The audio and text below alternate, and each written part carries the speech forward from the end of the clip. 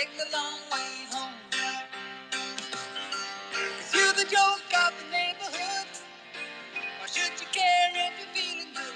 We'll take the long way home. Take the long way home.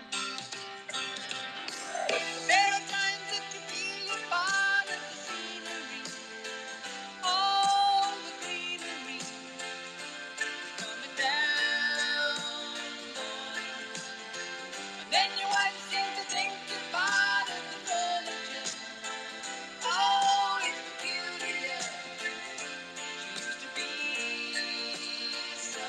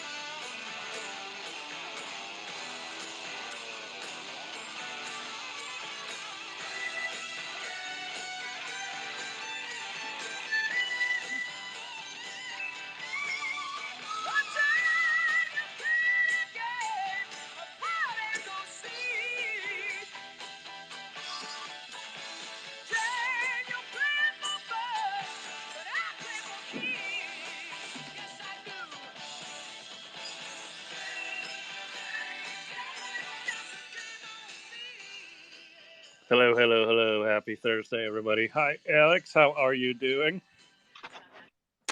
I am good, Sean. How are you at this nice, fine Thursday evening? Doing pretty good. I was trying to slam some food down before this started, but I'll finish the rest when I can. Yeah, I just finished making the kids food. I have not. Uh, I didn't eat, of course, but maybe I'll eat during the drive. Who knows? Hello, everyone. I feel like I've seen most of you throughout the day already. I threw out some mics, but no one's catching them. That hurts me on the outside, if you can tell. You guys really don't want to listen to just Sean and I talk, do you? I mean, that's got to be painful. I don't want to listen to us talk. Oh, Grim. See, Grim followed what I was putting out there and he took the mic. Well, I Oh, was and good. Susie Of course, I was. requested one. Of course, I was going to take a mic. How could I not? Hey, Sean, you got one hell of a doom scroll today, man. You just gave me an adrenaline spike reading what you got up there. So this should be a fun day.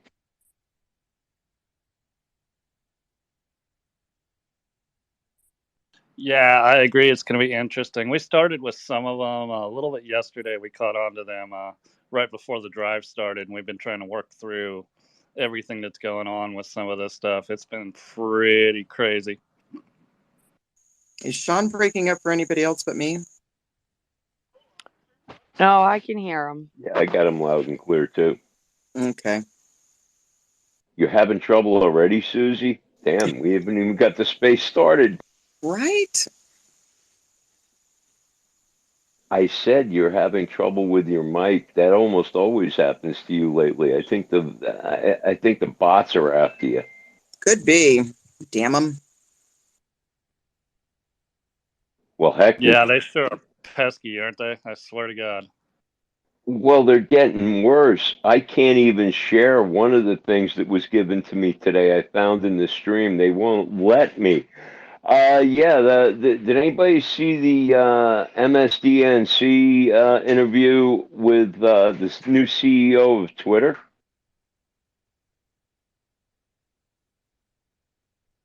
No, I only caught little segments of it. I didn't get to watch the whole thing. Oh, well, would you like me to read the high points to you? I actually managed to save it. For once, I did the right thing. I actually saved the damn thing in my bookmarks, but I can't share it. It won't let me. Yeah, really interesting. Courtesy of the Illuminati body 12 hours ago. Twitter CEO. Free speech is not acceptable on X. We will shadow ban harder than before. And wait a minute, there's a couple of good paragraphs in here that even though we ain't got a big room, yeah. News interview with with CNBC, excuse me, CDNC. Yak revealed that free speech will be strictly policed and filtered by the new algorithm, even if it doesn't break the law. Jesus Christ. During the interview, Yak also boasted that Musk no longer has any say in the editorial decisions of the social media giant. However, hang on, I'm getting dumped with some BS here on here. Oh, Jesus Christ, I hate when they do that. I got to fix my pop-up thing. Sorry, I'm running my mouth. Mute me if you have to and take over. However, it is her stance on the platform censorship policies that has caused concern among free speech advocates. And this is where I'll end. She clarified the X is committed to encouraging healthy behavior. I got a whole bunch of expletives after that, but I'm gonna keep that stuff to myself. But yeah, they won't let me retweet that one, so I had to read it to you. Yeah, that's nuts that they have even that one locked down so it can't be shared. That's crazy. I mean, if it was stuff she said on an interview, that's news, right? And you should be able to share in a news story. Well, I tried to put it in after the ground. I found it at about 5 a.m. today, and I tried to get it up in the Jumbotron twice. I tried to share it with Jamie, who was coasting hosting for it due to Marlon being down in Sarasota this week or this weekend. So yeah, I had to do the same thing. Had to read the high points, the bullet points of it, because they will not let that one go back out. I think they regret that it even wound up on Twitter, to be honest with you. I'm sorry. I'm waiting for it to completely disappear, like they've stolen stuff out of my bookmarks before. Pardon for the background sound, but yeah, dinner just got here, and I'm about to try the brand new, the viral Jersey Mike's new sub. So I'll let you know how that goes. But I'll shut up for a little while right now. Thank you very much for giving me a mic, and it's a pleasure to be here in the Drive Advisor. Yeah, absolutely. That's crazy. And yeah, definitely let us know how that sub turns out. I know we're all making Alex hungry right now. One of the first ones I had up today, I got it's about 3 minutes 45 seconds long. Interview on Outkick with the former heir of Anheuser Busch, Billy Bush, and I'm just gonna play the audio and let you guys take a listen to it. Drinker is it's a Brazilian-based company that really doesn't live here in America. My family and family reigns. I talk about the history of my family. One of the things they did, they got out on trucks. They got out and met with their customers. They knew who their drinkers were. They were with the bar owners and the restaurant owners and the liquor store owners, and talking to these people day in and day out. Even my dad at 89 years old, 90 years old, he was still going to the bars selling Budweiser back in those days in the 80s. And so, we always cared very, very much about the people in America. What made this company great was America, of course. And, when you are a foreign company and you rely on these woke students that are coming out of these woke colleges to do your advertising for you, you're making a big mistake. You need to go out there and understand who your core customer is. Do you have regret that your family and this dynasty sold off this iconic company, this iconic brand, and seeing where it is now? Is there some regret there? Is that left a bitter taste in your mouth as far as maybe wanting to go back and do things over? When I learned more about my family and where we came from, I didn't learn about it until I was more midlife, later on in life, because I was so busy living the history with my father, working at the distributorships on the farm where we grew up, which was open to the public, and experiencing life like that. And it's all in the book Family Reigns, that it wasn't until later on in life that I was so interested in seeing how this all was accomplished. And when I learned about my great-grandfather, how it got started, the incredible American history, what they gave back to the people of this country because they love this country so much, how they supported the country through the world wars, making gun parts and fuselages for planes in World War II and engines for the submarines in World War I, how they shut the company down to do those kinds of things for this country because they love this country so much.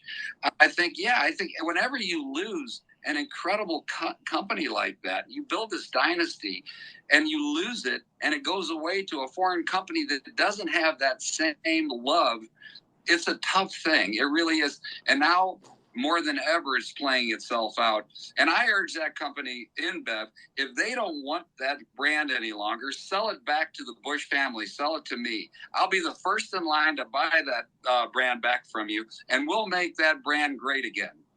What's the first thing that you would do if you reacquired the Bud Light brand or the Anheuser-Busch brand, some of the brands that fall under that umbrella? What would be the first thing that you would do to right the wrongs with the core customer base? And do you think it's possible?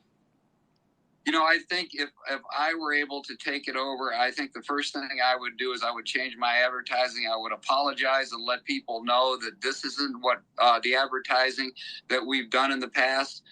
We're more about getting people together, bringing people together, talking about quality, loving this country, honoring this country for what made it great, and being very inclusive to everyone, and going out there and taking care of my employees, taking care of our customers, and building this brand back to being the number one beer that it should be, and making it great again. I think InBev doesn't understand who their core drink. Yeah, so a couple of interesting things he said in there, right? First, he thinks that it was all of the woke graduates that took down the brand. But then at the very end, he says if he could reacquire it, he'll still want to be inclusive and include everybody, which seems counterproductive to buying the brand back.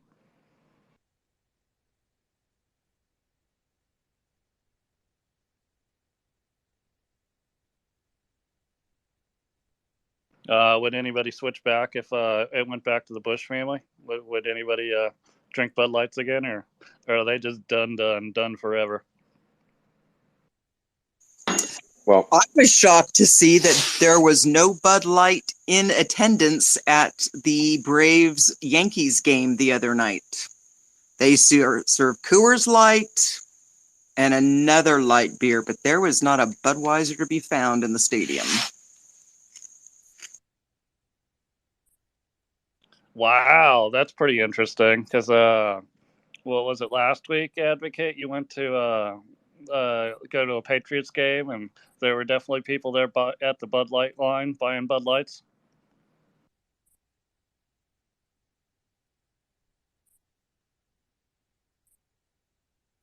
well, it would figure for Boston Red Sox fans. That might be right in line. Wow. We're going to go there, Grim? 100%.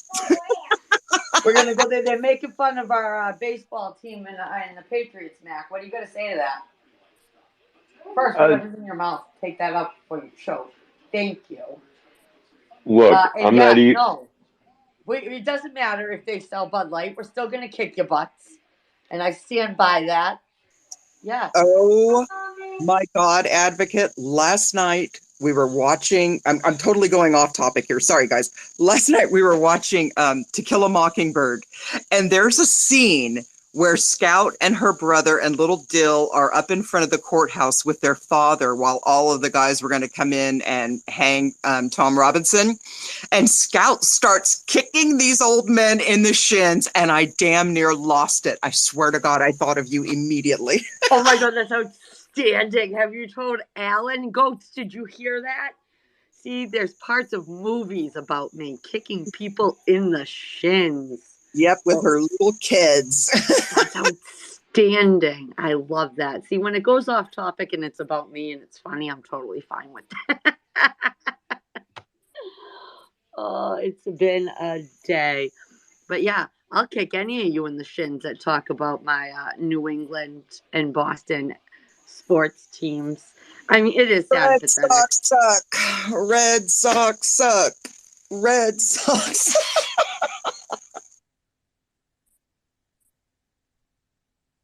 What she said. What she said. Yes. Release the hate. She's going to mute it. My microphone is stuck. Go Braves. Before you kill me, Advocate, I don't follow baseball at all. Never have, never will. Just ain't my sport. But I could not pass up the opportunity to kick the Boston Red Sox asses in a little bit. Only because, my team, Jersey don't even have a team. We only have a foreign team. So I really can't talk. But if I had to say anything, it would, of course, be the Yankees.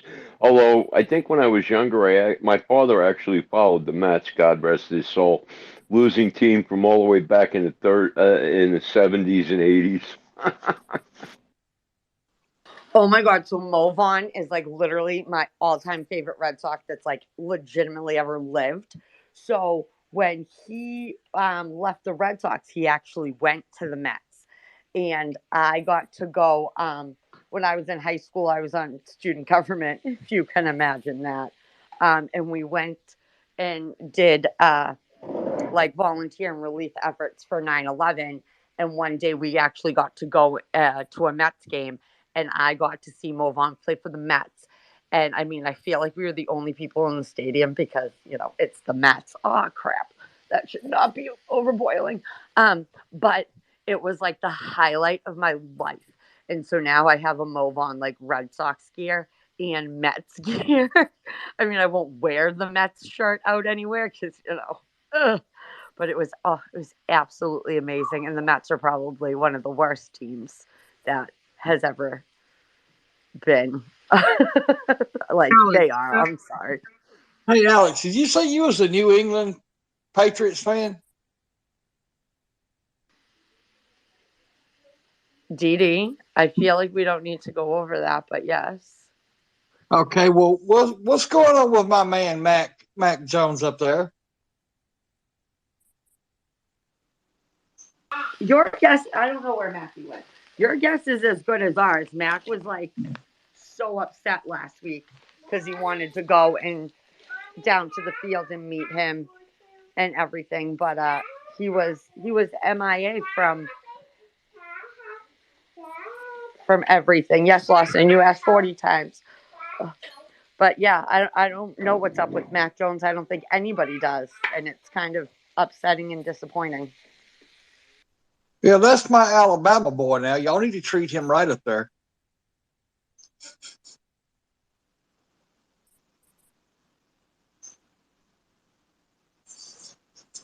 Was he Alabama or Auburn? Wash your damn mouth out with soap, Paul. No, he was he was the damn Alabama quarterback and a damn good one. Yeah, he really did. Yeah, he had a good college career, that's for sure. He could throw that ball. Auburn. Oh my God. I said it out of my mouth. Now I got to go wash my mouth out. I figured I'd get a rile out of you. Well, didn't Auburn get their asses kicked by Notre Dame because of the new conference rules? I think that game went on, and I think Notre Dame won. Well, hell, I don't know. That's Notre Dame. I mean, who the hell pays Notre Dame wiped the floor with them. Hold it. Wait a minute. They kicked Michigan's ass. You want me to pull up the stats for the season? I think they got 2 bowl games in 2 years. So, yeah, let's not say anything bad about the orphaned Irishmen because that's what they are. The original conference was only them, Navy, and I don't know, some other backwoods town. Now, I don't remember. Raper, wait a minute now. Hold up, buddy. Now, you're a damn good old boy, and I love you to death. But the last time Notre Dame played the Crimson Tide, they got waxed. So, I'll give you that one. That's just a fact.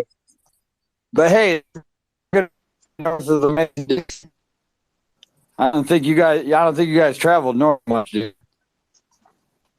1-1s in South Bend, but it's always been good to see.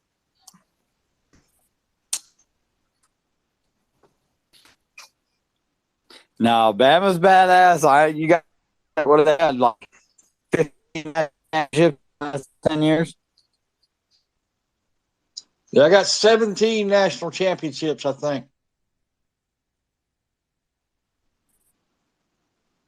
I'll hold it. Look, don't get me wrong. I'm not saying that, in the grand scheme of things, you guys might have more trophies, but just the fact that the Irishmen could come out and take 2 bowls in 2 years after they've had some really crap seasons. Look, I'm sorry, when it comes to the NFL, if I still watched it, even though I've only been to Dallas to visit, Dallas Cowboys been in my fan base back in the day when Landry was 1-16, right before he retired. So come on, I watched one of the worst teams in the world become one of the best. And then everybody jumped on the bandwagon when they won the back-to-back bowls. But that was also before Jones could spend all the money he wanted to. Once they put the caps on, Dallas was screwed. Really. They couldn't get the talent. And that was one of the problems with Notre Dame, too. Think about where Notre Dame is. It's in North Dakota. What the heck is there to do in North Dakota for anybody that isn't a cow puncher or a cow tipper? So you're not going to get the best players coming out of the high schools. Now they're starting to get them. And now you've got this new BS trading colleges. For football, yeah, give me a break. There's a lot of screwed up crap going on, but yeah, let me shut up. I don't want to take up the whole room. I apologize. Shaun, Advocate, MAGA, I'm going to put the pie hole in my mouth and eat for a while. If I could, for just a second. Notre Dame is in Indiana, South Bend. I'm from South Bend. So I'm not a Subway alum. I probably spent more time on that campus than many people that have gone there, that went there. I'm a Irish diehard to my blood. I ain't got no choice. So I feel your passion, Dee Dee. I know what that passion's all about. So yeah. I feel it come South through Bend? me. Come through me sometimes too. Yeah, Notre Dame, Fighting Irish, South Bend, Indiana. Yeah. I don't know why I said South Dakota, but you're right. Hey, I think I I got the knew. little Irish. I have the Yeah, little Irishman on my shoulder right now. That's how much of a Notre Dame fan I've been my whole life. I So got you. yeah, I don't know what I just said. No worries. Yeah, but no, college football is one of the things that still gets me pretty hyped, man. I start talking college football and I get a little over the top sometimes. So yeah. Well, then you know how I feel. Well, because of all this Michael Orr stuff that's been in the news the last couple of days, I went ahead and watched The Blind Side again today. And it was great seeing all those college coaches playing themselves, coming in and trying to act in a scene or something. It was great. Houston Hutt and Holt and Saban. Holtz did have. I was going to ask you. He did have a spot in that, didn't he? Yeah, he did. Yeah, it was great. It was just great. You could see their eyes reading across the teleprompter. I love Holtz though, dude. I've seen him so many times. Met him a couple times, dude. That dude is just one of the coolest dudes. I mean, he's a Notre Dame homer till he dies, but I love him to death. Yeah, he's a great human being too. He walks the walk.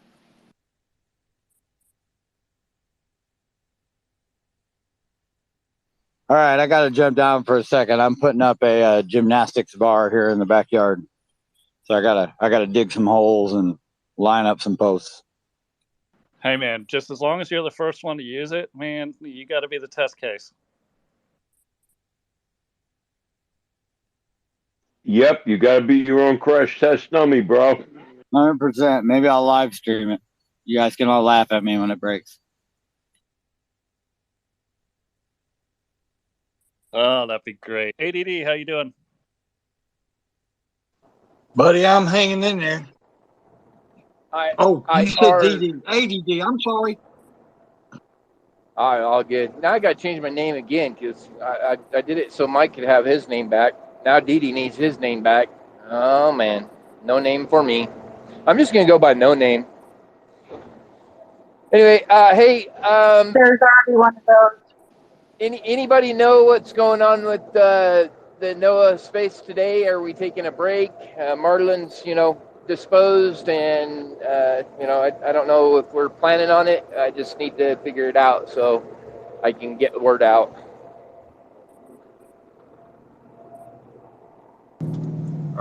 We could still do something, but as far as your name, I thought we settled on He Who Runs with Scissors as your alternate, just in case. Well, then I need to change it. I need to go in and change it, and I'm not gonna have the blue check that I've never had before. So, oh my God, I don't know what I'm gonna do about no blue check. Well, we usually do. I know. We usually do the rundown at 7 o'clock, right? Your time. Yeah. 4 o'clock our time. Not my time, bro. I'm in Utah. Oh, well, it's 4 o'clock my time. I'm going to be on the road still at that time, so it will be a little bit of a bear to manage. I'm not sure if we should run it or not. That's what I'm trying to find out, because I mean, it's Marlin's doing something that's pretty important, and he's indisposed, and sometimes just poop happens, so we just need to deal with it. But I need to get word back to Mike, whether or not we're gonna be doing it or whatever. I see the blue. All right. I see the Marlin down in the bottom of the space, guys. Yeah, but check it out. He's Oh, shit. indisposed, and he needs No, I to have know. a mic because he's supposed to be talking to us. Well, if MAGA can't do it, you've got another board member sitting right here. Do you guys need me to open the space? You Well, tell me what time it is, and I'll take care of it. Not right now. I'm more than willing. Wait, hold on. I'm more than willing to do it. I'd appreciate it if Grim is there with me. Then we're good to go. Just somebody tell me a time on East Coast. It's been a long day. It would be 7 o'clock East Coast, 4 o'clock West Coast. And don't forget, we have Karma with Carmen and Sanity with Santy at 8:30 Eastern. So it shouldn't roll into each other, but who knows? Because those trucking spaces are awesome, and they come with so much information and great conversation that sometimes, you look at your clock and you're like, "Holy, but Jesus, how did we go that long?" But I feel like that's a lot of our spaces. If that's the case, then Grim would have to do the Noah space, and I would be with Carmen. So that would be how that would work out. Okay, well, I think Carmen's available. I don't know, whichever way you want to do it, wherever you need the stability. But Advocate, this is like a meeting, so we're not going to pull from all the rooms. It's only going to be drivers and the admin board for NOAA. So it'd be a hosting. I really don't even have to open my mouth during the whole thing. So whatever you guys want to do, we'll work it out. But at 7 o'clock my time, approximately 56 minutes. If I dip, it's because I'm opening the room. Look for it under the Grim Reaper and tell your people that. Okay. As soon as it's open, I'm going to go in and start tweeting it out. But I'll let Mike know exactly where we're going so that we can get on page and he knows where to look. So that was basically just the only thing that I needed to find out. Because once Mike goes in the room, everybody else is going to follow him. So isn't Mike going to be doing his live stream? We already did it. You already did. Okay, got it. Anyway, I'll be back. See ya. I'm acting like I'm a co-host or a host. I'm sorry. Let me shut my pie hole. All good here, man. All good here. What's up, Rebel?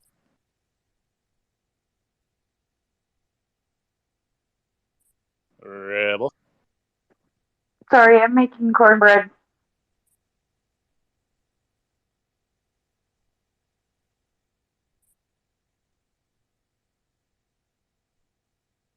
Well, that sounds good. What are you having with it? Chili? What are you guys gonna have with it? Leftover chili, and I'm gonna try to make. And I made the cornbread in my cast iron skillet, but apparently I didn't use quite enough grease. But luckily I doubled the batch, so we still have plenty of cornbread survived. And I didn't burn it; it just got stuck. So you have cornbread crumbles. Oh yeah, perfect to go on top of chili though. That was the plan, didn't you know? Man, I love cornbread with bacon on the bottom and a cast iron skillet full of jalapenos. Oh, hell yeah. Cornbread and red beans. Good meal, especially in the afternoon. I was raised that way. So what Paul's talking about sounds to me like what we called in my house Mexican cornbread. And my mom would add sweet corn to it. Jalapenos, onions, sweet corn in the cornbread mill, and cheddar cheese, something else. It was amazing. Yeah, it was like 5,500 calories per piece, and it was the best thing you would ever eat. My mama was the same way. She made it, passed it down to my sisters, and now my Serbian wife, she makes it.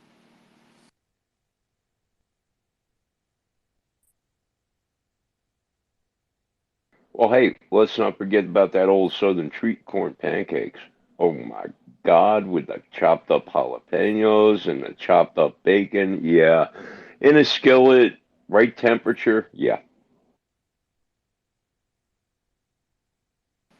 Everything's better with jalapenos.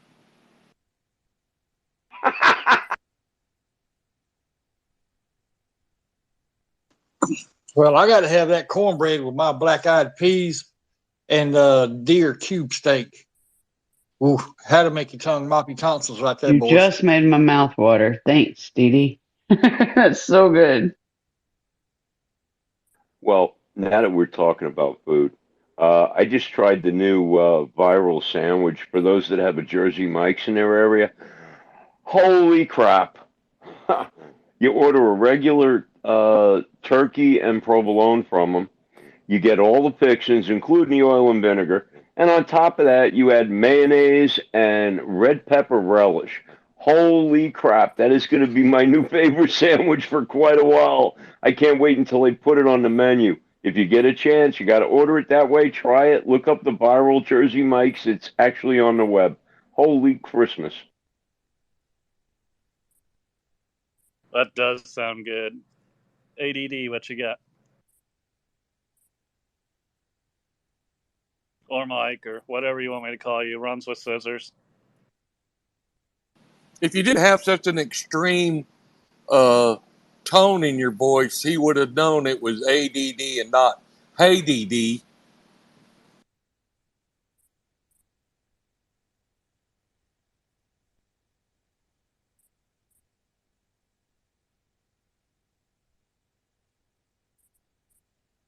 Well, I'm guessing he got he must have got an EMP dropped on him, or he just can't hear me at all.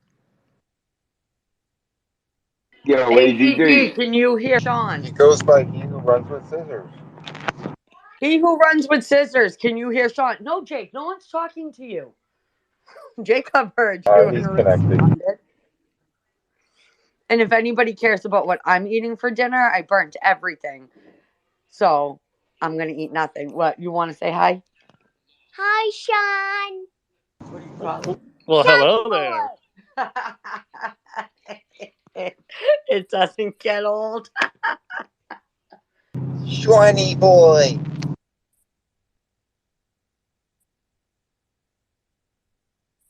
They're boys. They can call me whatever I want. Whatever they want, I can handle it. No worries. Hey, is your avatar different, Sean? You look like you've been working out.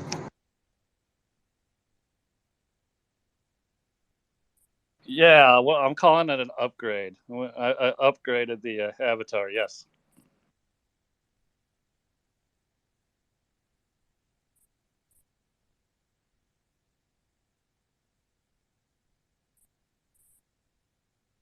All right. Well, oh, good. He's here. I got a request that came in early, and I want to hit it while he's still here before he disappears. I know he's building something, but he's listening. I can't hide myself.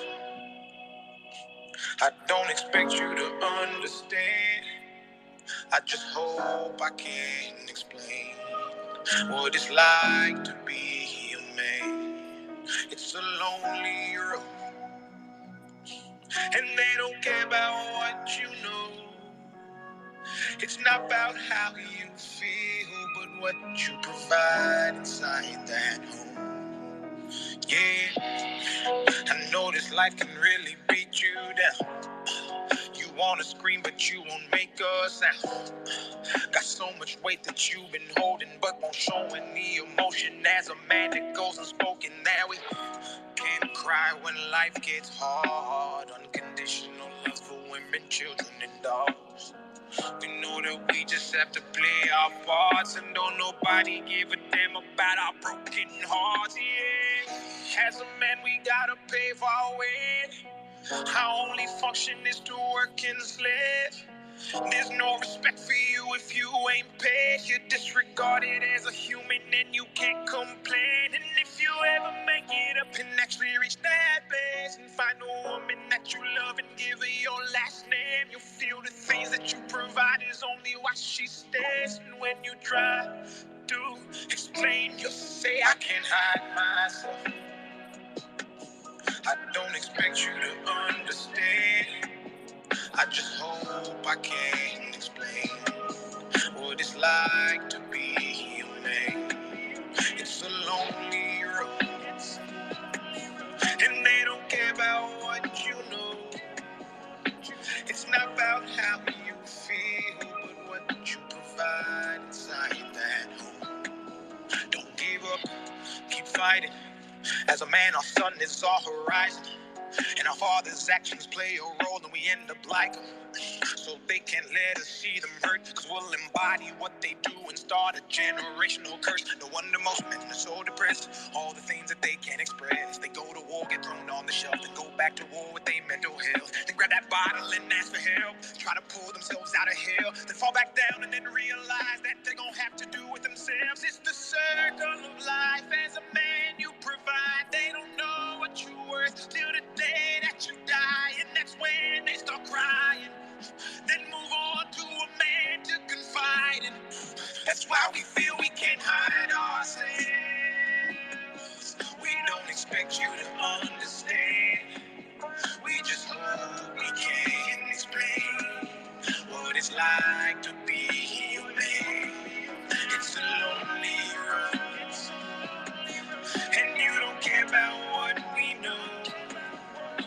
It's not about how we feel, but what we provide inside that home. Inside that home. It's not about how we feel, but what we provide inside that home. Inside that home. That was a great song. Thanks for sending that in. I'm pretty sure that was Quiet Riot, right? Thank you, Shaun. I appreciate that. That's all the guys out there that maybe, in this day and age feel like we ain't got a voice or, feeling like nobody hears us sometimes. Just, hey, I got y'all.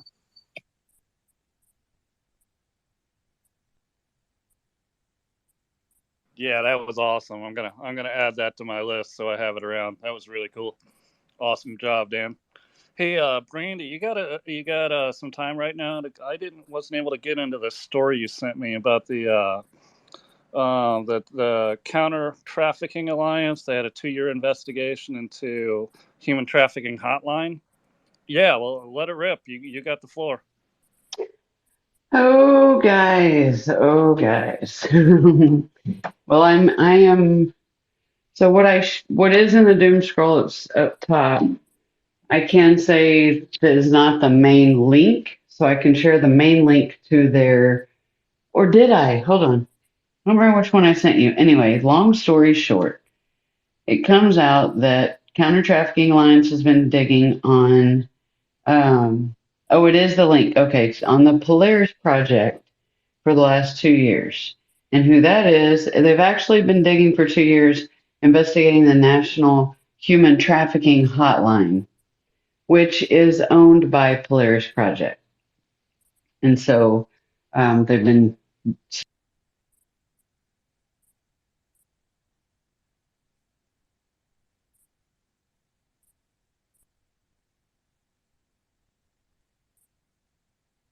Uh-oh, where'd she go? Oh, I thought it was me. I lost her.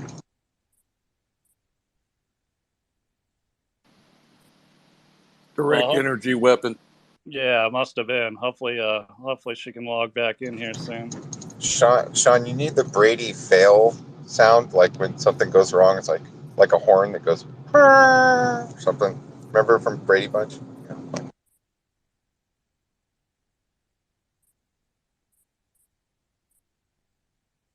Yeah, absolutely. I definitely need to upgrade my soundboard so we have more sounds than just the songs and the audio clips of the news, for sure. All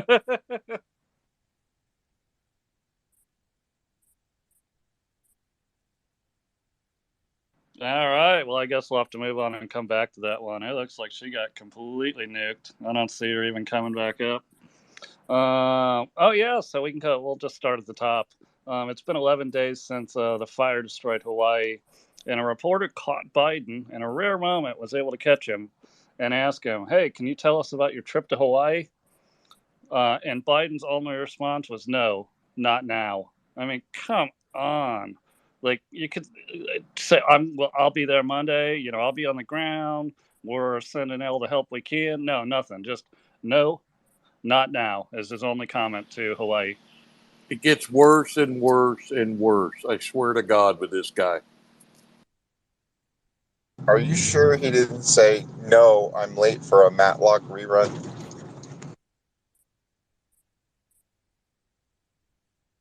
I love Matlock. Well, maybe it was Murder, She Wrote. I know he's really into both of those reruns.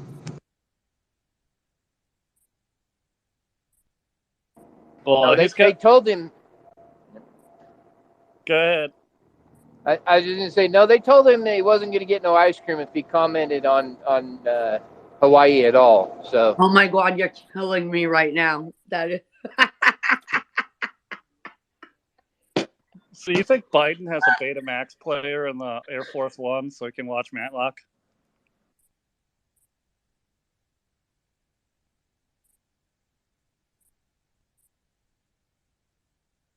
I'm laughing uncontrollably right now.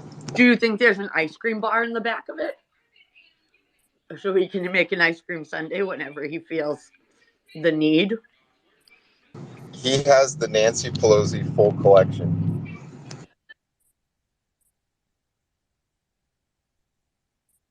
Hey, maybe that's that woman that walks around behind him all the time, the one we're always questioning what her job is. Maybe it's a combination of changing his diaper or making him an ice cream sundae. I don't know. Got to have more than just one Oh job. my God. She's like, look out! He's feeling vanilla today. No, he might be feeling chocolate. I think he's feeling chocolate today.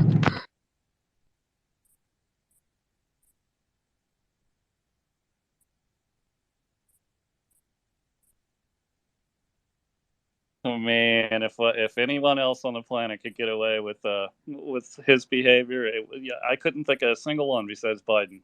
They wouldn't let any other president get away with the way he acts. Just crazy.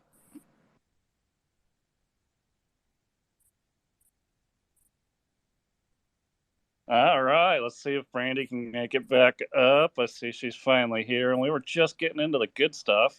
Go ahead, Brandy. Whew, Lord. I knew what they didn't want me to say. Did you talk about it at all? Okay. Nope, no, Okay. we were waiting on you to make it back. So, long story short, the National Human Trafficking Hotline is owned by Polaris Project. People were Counter Trafficking Alliances. The founder is Natalie Denise, and she was getting, because she's been working against with the anti-trafficking situations for years now, with police, with organizations, and so this is what made her decide to do Counter Trafficking Alliance, but it's just now coming out to the public because she wanted to do a really good investigation before bringing it out, because this is going to bring heat. Do you know what? They need it.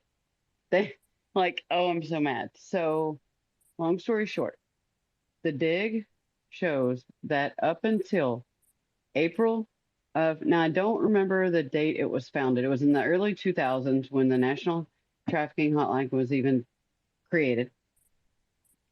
Fast forward to April 13, 23. Yes, I just said that, MAGA mission. And I know that date because it being my birthday, and I know that y'all's date too. April 13, 23. They just started reporting. I'm so furious. They just started reporting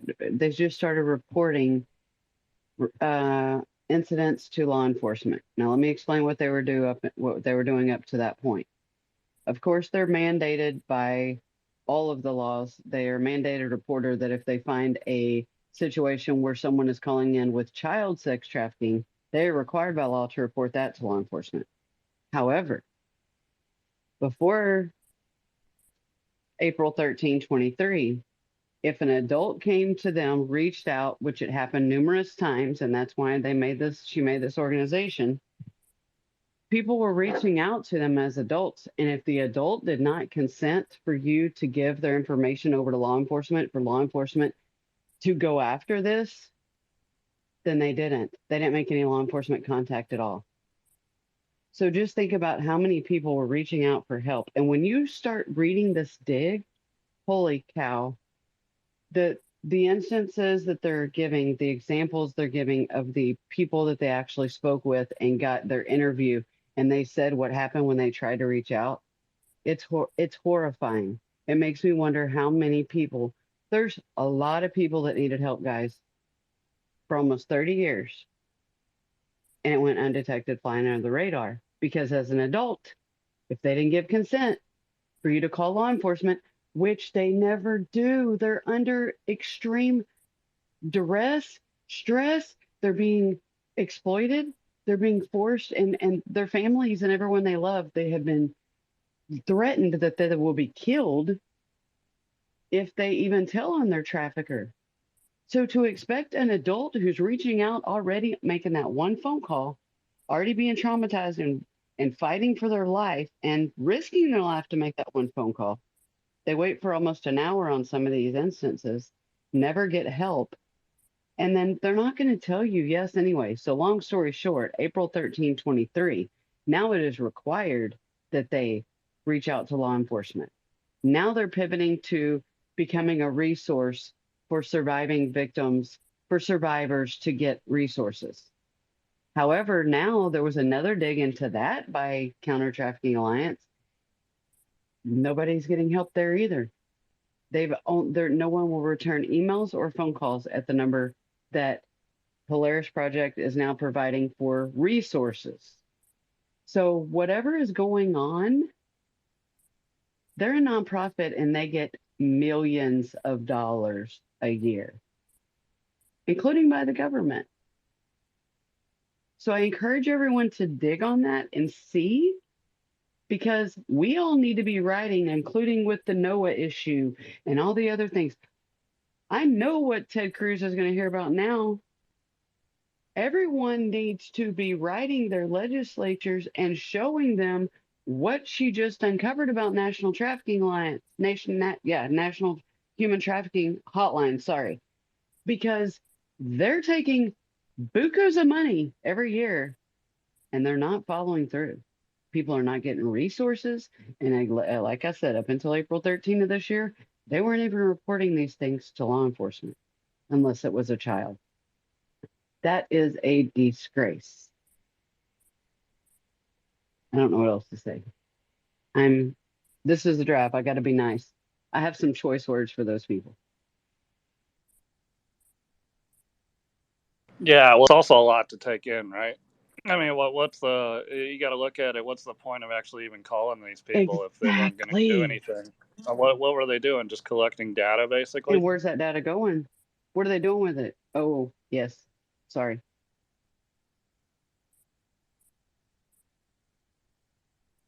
Well, if their mission statement is to help people that are in need and they're failing to do that, then they're actually violating their not-for-profit missions. Yes, and that's exactly what CTA is pointing out with all the proof. So this really is a bombshell.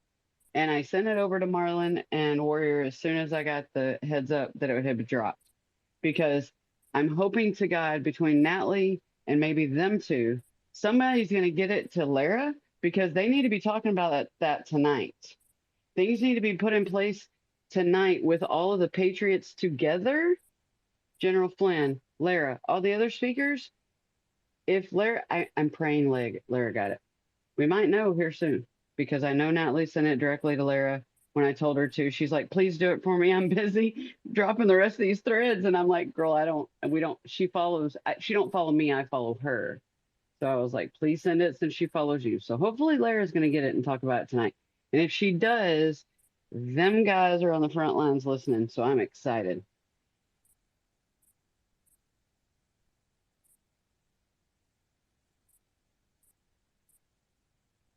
Yeah, that's crazy. Like I said, I was just briefly be able to, open the link up, and I was looking to see if I could get any further. I just couldn't. Wow, that's insane. Jesus, I don't even know what to say.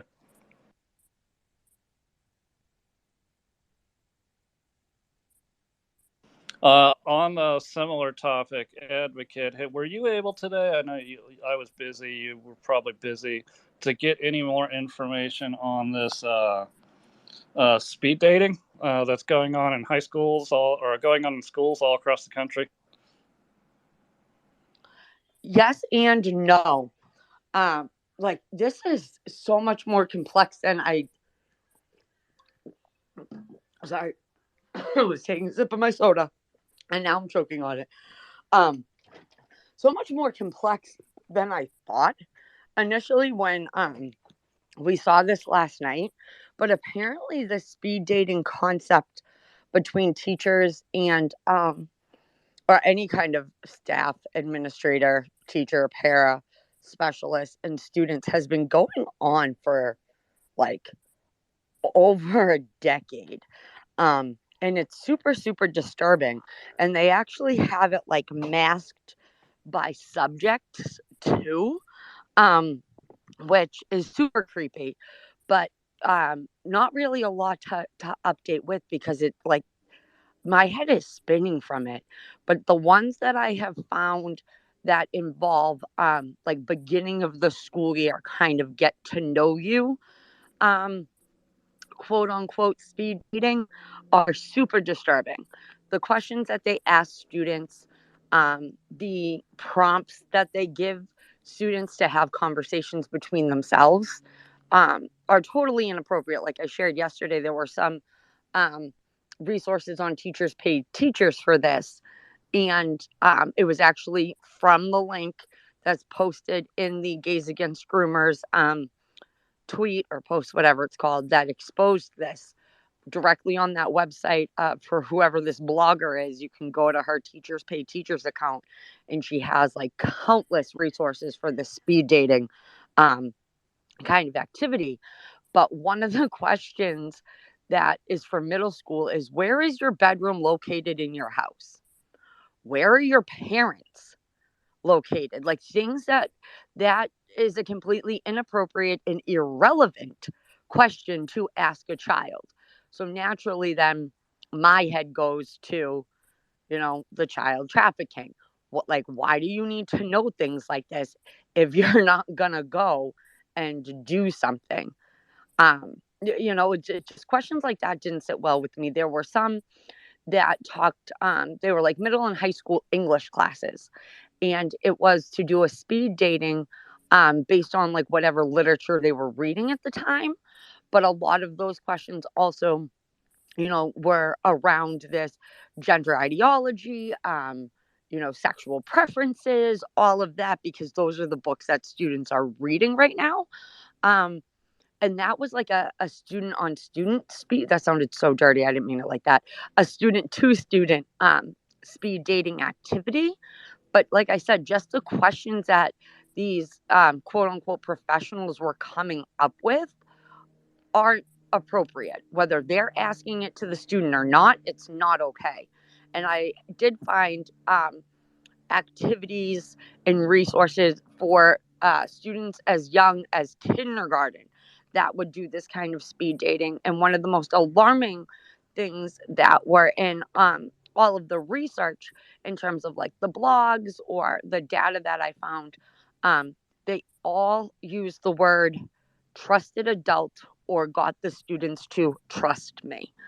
And that was a huge red flag for me too, because we talk a lot of times in uncomfortable conversations about the breakdown of the nuclear family, and that they make um, the teachers or these professionals to be what is considered the trusted adult and not the parent or family in the child's life.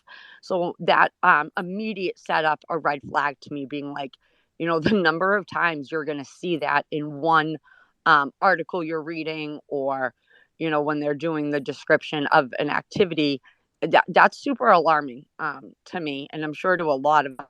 And then again, the number of times you see the word intimate um, is just also alarming and should be a red flag, because that was used in quite a few Twitter posts that I saw and different articles I was able to skim real quick. Because again, when I hear the word intimate, I think lingerie, sex, and something that you keep private or that's a secret between two people. Um, I don't necessarily think, education or conversations between adults and children. But maybe that's just me. I highly doubt that, but I do see a hand. Rebel, what's your thoughts on this? I'm terrified about it because if you think about it, I live in a small town. Just one elementary class, because of the teachers, special needs, etc., has 2 teachers and 2 aides. And you're going to teach a new student coming into that school who doesn't know those people, it's okay to share random, intimate details about you and your family with a stranger because somebody told you they were a trusted adult. I'm concerned about what that's teaching our kids because I'm worried that's teaching them they can trust everybody. And what are they being taught? Oh, but you can't trust mom. You can't trust dad. Don't tell your parents this. You know? Absolutely, and it goes back to that breakdown of the nuclear family and who's really not in charge in this game, but who are the safe people and who are the safe places um, for a child. And again, I think it 100% opens the door for pedophiles and human traffickers, and especially um, for states that have the law or policies in place that DCF can come in and take your child if, for the gender affirming care crap, or if they, say one or two things that really do not fall under the true definition of child abuse. Because the ironic part is they are allowing the children who are really neglected, beat, assaulted, all of that to remain in the custody of their parents. But those who, say the one hot topic phrase, they're the ones removed. I mean, it's opening the door for these pedophile and child traffickers to get them.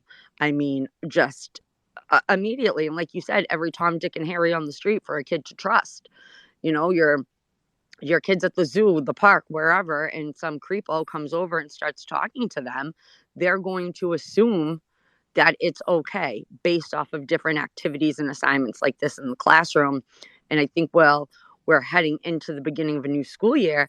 It is imperative that parents opt their child out of all activities like this, because it's building these profiles. It's setting your kid up for a dangerous situation, and it's setting the parents up too. The kids are not the only victims in this. The innocent, loving, kind, caring, helicopter, well-meaning parent, as they say, are equally in danger right now, because you're being targeted as well through your child, and that's a super scary thing. I'm going to go to Brandy and then back to Rebel. I know you can feel my energy. I'm boiling over here the more you talk because I'm realizing. So, why is speed dating even a thing? I just put a post down in the bubble and I shared a video that was done by Cambry of Texas Scorecard about the two Texas teachers arrested for sex trafficking children. I encourage you to screen record that. And there's your example of why it's a bad idea. We got to shut that down. We got to find out if our school boards are allowing this in our school district, as advocate always advocates for, and we got to shut it down.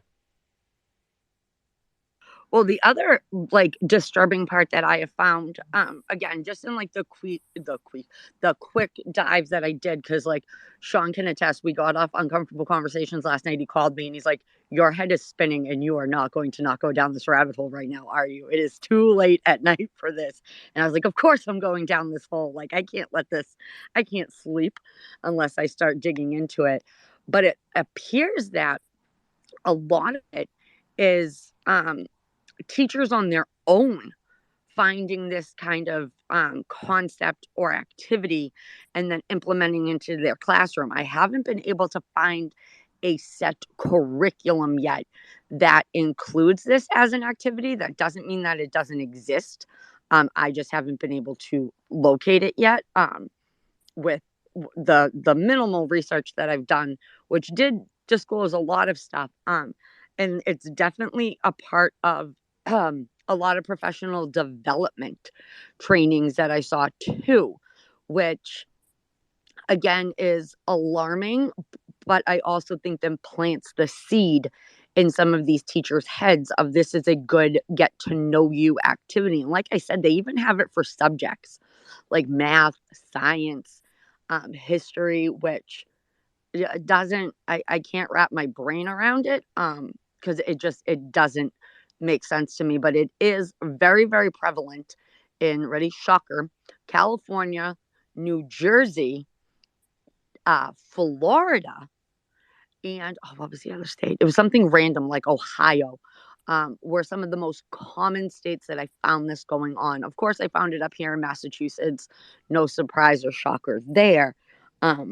But yeah, I mean, it seems to be the states that we typically think of that are this really pushing this agenda and ideologies. Rebel, what are you thinking now? I'm sure you're fuming too. Oh, yeah. And I just wanted to give you a heads up. Luckily, I got my daughter's re-registration packet Monday. The only form I actually had to fill out, one piece of paper, was her registration form. And on that form, it says by submitting that form, I am also accepting and agreeing to the student handbook. So guess what I did? I called the school. And Monday afternoon, I walked over to the school and picked up a copy. Luckily, my daughter's in the clear. I thought she would be, but I'm also in Michigan, so I'm not stupid. But I just wanted to give parents a heads up to read all the fine print. If you need a magnifying glass, go to the Dollar Tree. Make a copy. Take a picture with your phone and enlarge it. Honestly, I have terrible eyesight. I'm legally blind. So I do that quite often. I actually have a spare phone to do that with. But it was just that one little star next to the sign here. And I'm like, ooh, what does this mean? And sure enough, in like half-size print at the bottom, it said that I was agreeing to the student handbook rules and regulations and all that crap. And that kind of scared me.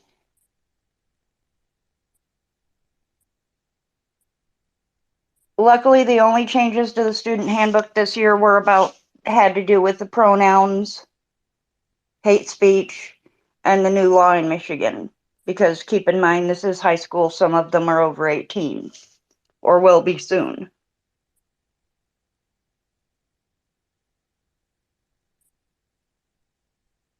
Imagine that you're in your senior year of school, you mispronounce somebody, not even being a butthead, uh, and you're going to be arrested and charged with a felony. That just ruins your entire future in a second. I can tell you right now, as a former admissions counselor for a state university, you will not be accepted.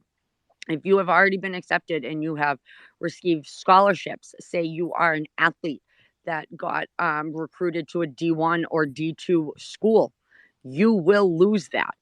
It doesn't matter, if that, you're going out of state uh, for higher education, you will lose all of that in a heartbeat, faster than you can blink. And so the fact that something like that can be done to kids, I mean, you're 18 years old, you're still a kid. I mean, think about a kid just being a punk and they do that, and now they're charged with a felony. Their lives are ruined forever. And that is something that people really need to think about, because when we hear this law in Michigan, we're thinking adults, right? We're thinking of one of us in this space who are grown ass people mispronoun or misgender somebody, that we're going to be, charged with a felony. But that's not the case. As soon as you turn 18, you are an adult. In some states, like Massachusetts, even 16 to 17-year-olds can be charged as an adult for certain crimes committed. I'm not sure specifically the laws in Michigan or not, if that is applicable.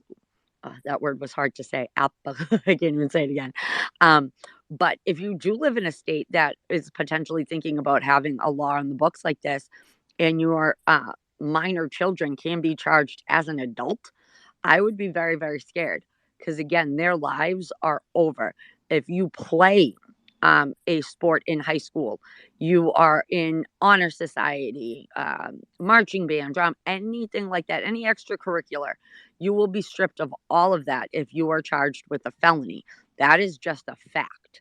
I don't think I really need to state that for those who are in this space, but for those who are listening to this recording later, like, that's a fact, guys.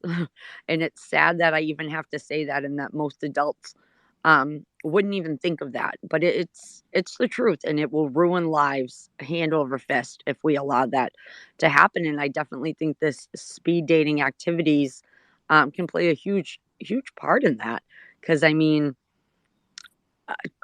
I don't even know, it's mind-boggling. Rebel. Well, across the board, look at the repercussions of this law. Some kid gets pissed off at the neighbor or a boyfriend or a boyfriend's sister or boyfriend's mom. Oh, she misgendered me. And I was in school in the late 80s, early 90s when they had the era of when it switched to you can't hit your kids, and if you hit your kids, they could call the cops on you. Do you remember how many kids called the cops on their parents? I'm afraid this new transitioning thing without the parents knowing is going to be the new version, is going to be today's version of that. Oh, I'm pissed off at mom and dad. They're not treating me fair. Well, they wanted a girl, so I'm going to be a girl. I'll show them. I'll be better than my sister ever was, since they love her more. I mean, we're talking teenagers. They are not mentally stable to begin with. I mean, come on, I'm in my 40s and I'm not mentally stable. I don't think it's a requirement to be human anymore. But that just opens up a whole new can of bugs, to be polite. It reminds me of the Salem witch trials. It's like we've come full circle to being able to accuse somebody of something like that. Just they're guilty before proven innocent. They can't prove their innocence because there's no way out. You're just, once you're labeled a witch, you're a witch. Witch.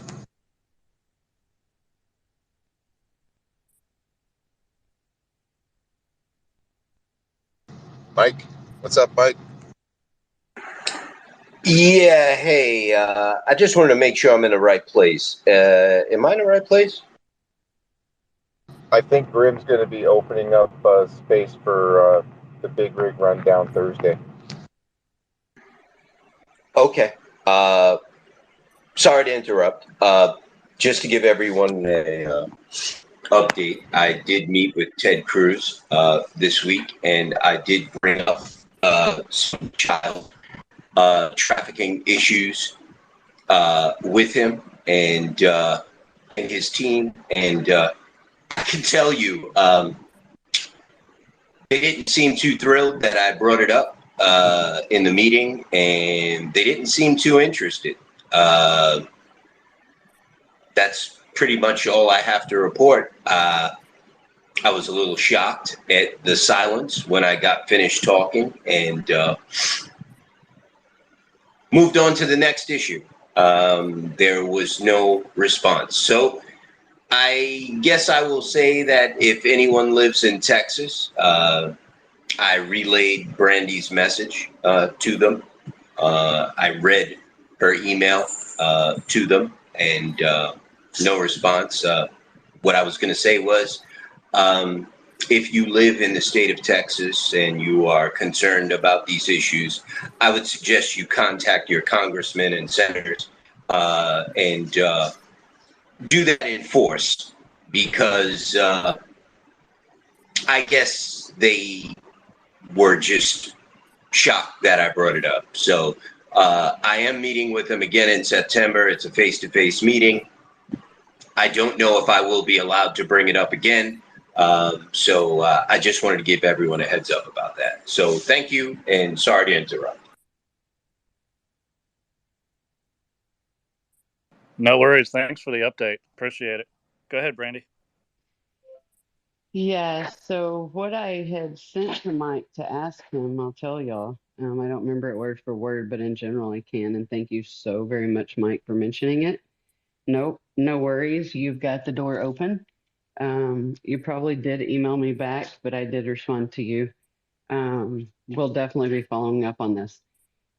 What I had asked was I made them aware that there is a community outside of Liberty, Texas, with currently 75,000 illegal immigrants buying property, and it's just been said that they bought another 35,000 acres, and that it's supposed to house up to 200,000 illegal immigrants. Illegal immigrants, not legal immigrants. And so we wanted them aware of that and asked, what are you going to do about this? So now we'll get to follow up on that. They've got to do something about it because the Chinese are truly invading our freaking border in Texas, guys. They're coming in droves. We've got hundreds of thousands of acres of already that they own in Texas. We are under a mass invasion, and our governor already declared an invasion last year and still is not using everything he can do. Legally, they give him the things they allow him to do under that invasion clause, and he's not doing it. So they're coming through Texas, but they're coming for everybody's states. So Texas for sure needs to write, but everyone needs to write. And I can give you more information about that situation if you need me to off of the space so that you can send it over to your people. But it's happening. It is happening, and they're not talking about it. Thank you so much, Mike. Yeah, I just want to say real quick, Mike, it's okay. You came to the right place to talk about this stuff, and it's great to have you. So don't ever feel like you're in the wrong spot. You're in the right place all the time when you come in with us. So we're more than happy to have you. And yeah, anyways, Advocate, what were you going to say? Oh no, Mike can go, and then I will go after him because yeah, that's fine. Yeah, I appreciate everyone. Thank you. Real quick, I don't mind going into these senators and Congresses, senators and congressmen's meetings and bringing these things up because they need to be aware, and I'd like to know if they know what's going on in their states. But this one was weird. I get the feeling that they knew exactly what I was referring to. And I think that I saw a lot of eyes going to the floor, people looking down. There was a lot of people in this meeting, not like normal where it's just, me and a senator or a Congress. It was a lot of staffers in this meeting. It was my people, and we were all there. No one knew I was going to bring this up. I made a side note on my notes, and I actually started the meeting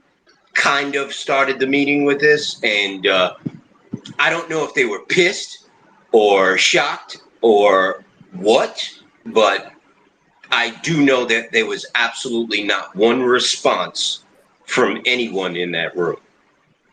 My people threw their pens down and were like, what the hell is this guy doing? And it was just, it was a weird meeting. It was supposed to go an hour. It ended up going 2, and it was a lot of, it was just a weird meeting. I don't know if it was good or bad, but I do know that they are aware of a lot of things that they probably didn't think anyone was going to mention to them. So, in any case, you're welcome, no problem, anytime. Yeah, just let me have it and I'll deliver the message. Thank you. Mike, I can tell you it was all of the above. They were shocked, they were pissed, they were caught off guard, they were guilty faces. It was all of it. Similar to the looks and get those feet off of me. What happened to me up in Massachusetts when I testified for the Parents' Bill of Rights. I exposed as much as I probably could. And then they cut me off while I was still time on the clock. And I don't care that it was only 5 seconds, people. It was still time on the clock that I legally have the right to. And they suppressed my freedom of speech and they censored me. But yeah, the same looks, the same kinds of things of like, are you serious, lady? What is your deal? One of the senators who's actually mine, Mike, I don't know if you've heard this, he walked out before I even testified. Guy saw my name on the list and said, peace, because I am not dealing with this girl. I know exactly what she's gonna pull. And yeah, he beat feet real quick. And to Brandy's point, yeah, Massachusetts is also a state being invaded hand over fist that our dear Mayor Wu, you gotta love Mayor Wu and you gotta love Maura Healey. No, you don't, because they SUCK. But she has what's her face? Maura Healey has actually declared a state of emergency and is asking the residents of the Commonwealth to take in illegals because they don't have the space to house them or the money.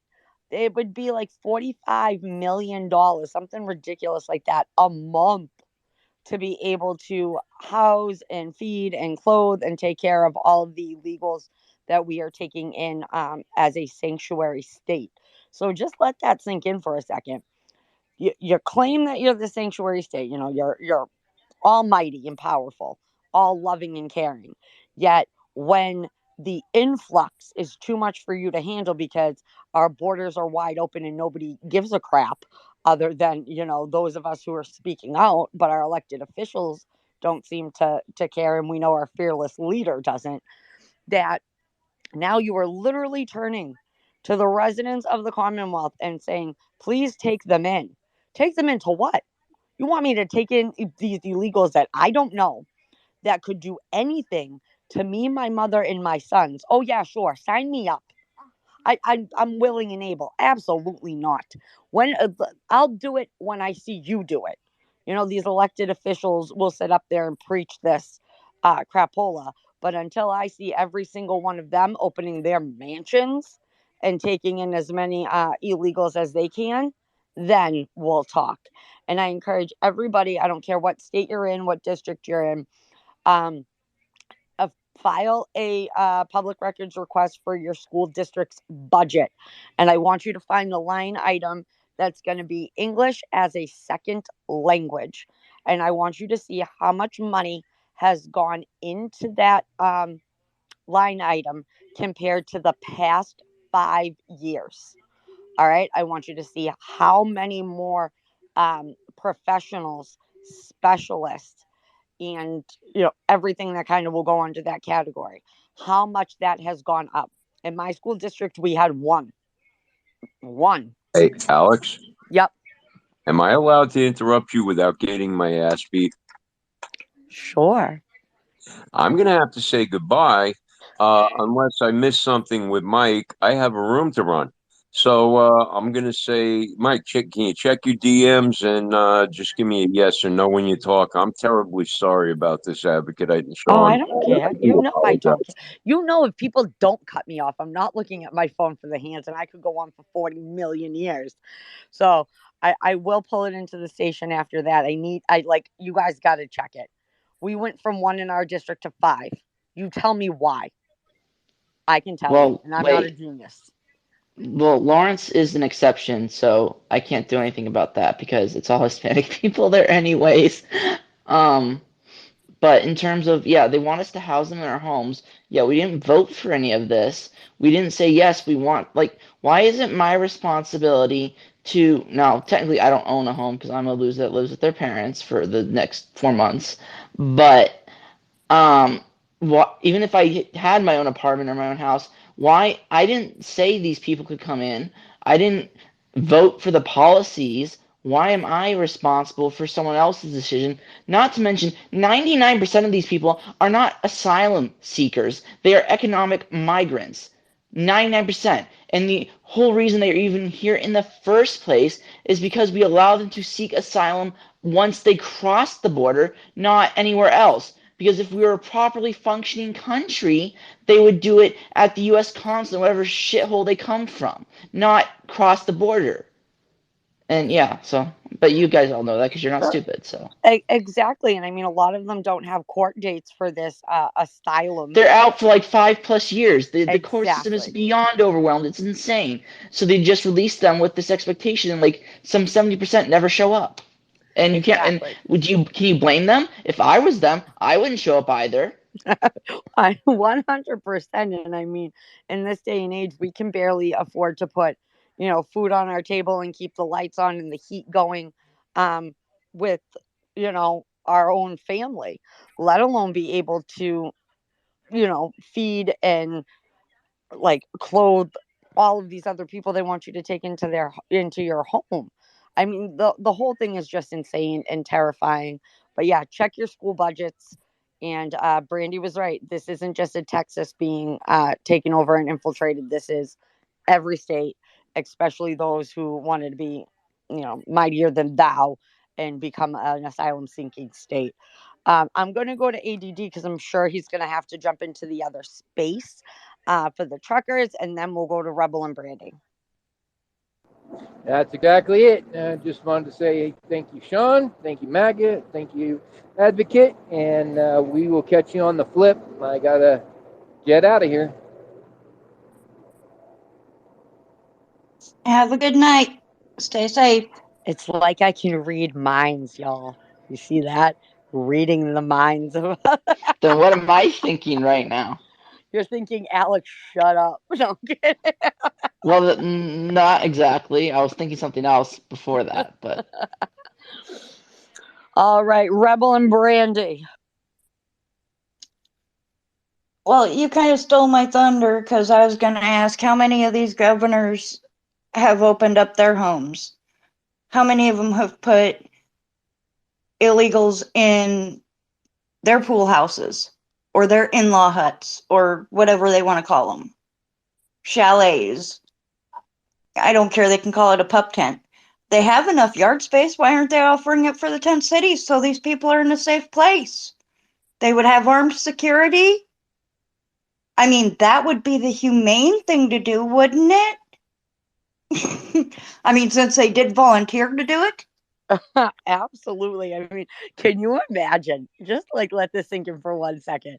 If Mom and I actually said, okay, cool, we will take some illegals in, they will be seeking asylum from us and running for the hills. They could spend 24 hours in this crazy nut house and they'd be, send me back to my country. It cannot be any worse. And yet you offered me sanctuary? Should I even take you up on that? They'd Alex, be running. That's exactly my second point. By the time they get to our border to jump the border, do you realize they are already an international criminal before they even make it to our country?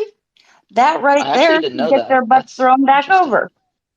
Unless they are coming like directly from Mexico, they had to cross an international border, whether it be in the ocean, like even here in Michigan, I can look right across the water and see Canada. I look at a map. Heck, I can look in the water and I see the buoys that mark the international border. It doesn't matter if the land's underwater or not. There is a border there. If they crossed that border,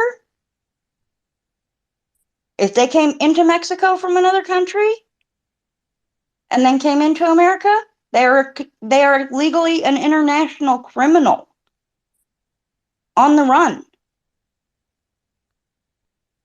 Oh my God, when you said that you can see across and see it all, I thought of Sarah Palin.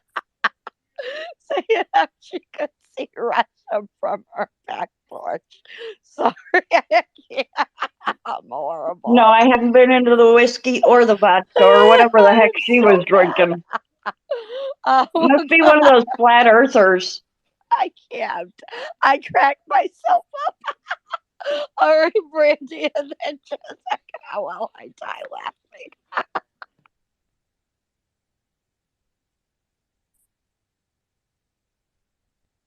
I think she was trying to call you Brandy. I think so, but I can't stop laughing.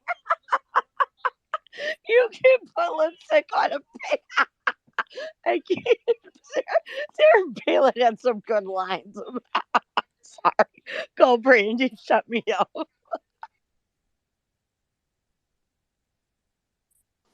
I'm getting Forrest Whitaker eye over here. So, love you, buddy. So, no, they were calling my name. I'm going to tell them what I was going to say, and I'm going to come right in there. What I was going to tell you was what Jessica had mentioned.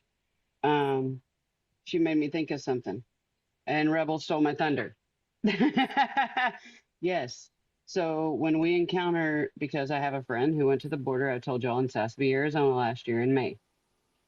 The children that walked 15 days, that they say why they walked 15 days from Guatemala to get here, they crossed through other countries to get to us. Those are not asylum seekers. Asylum seekers must go from their country to the next country, and that's an asylum seeker. They are an international criminal because they've crossed through another country and did not stop at the bordering country for asylum. And yeah, it's insane. It's absolutely insane. 15 days from Guatemala. You've got there was also Romanian kids come through last year, ended up on the streets of Houston underneath bridges, selling themselves and being trafficked. They came through the border. All of those people, they're not asylum seekers, and we're allowing it. And we know it. Well, we in the space don't allow it, but yeah, the people that can say no, they're allowing it.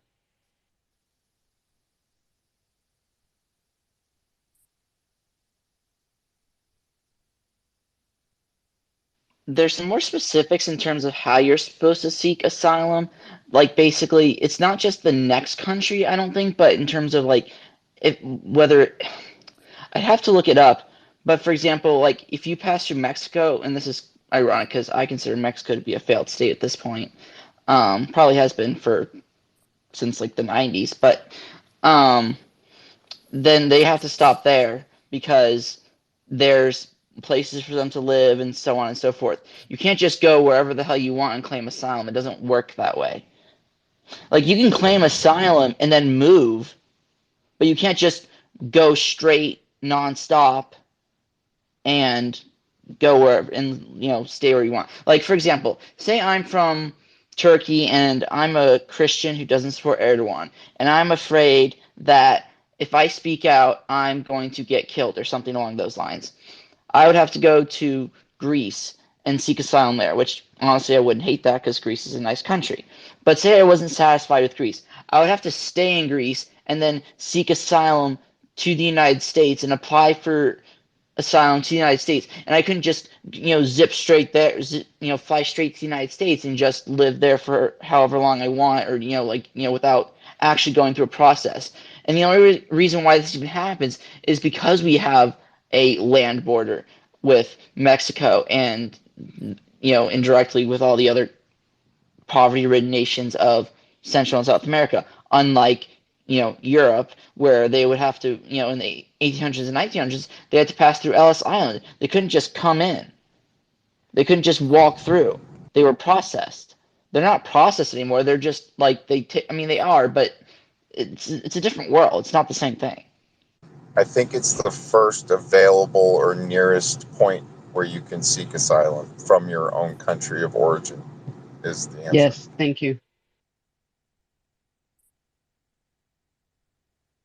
Not the one that you prefer to go to, which is farther away, way far away, like the U.S.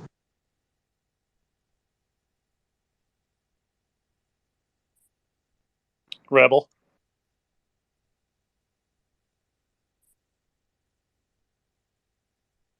Sorry, I was momming and completely forgot my thought.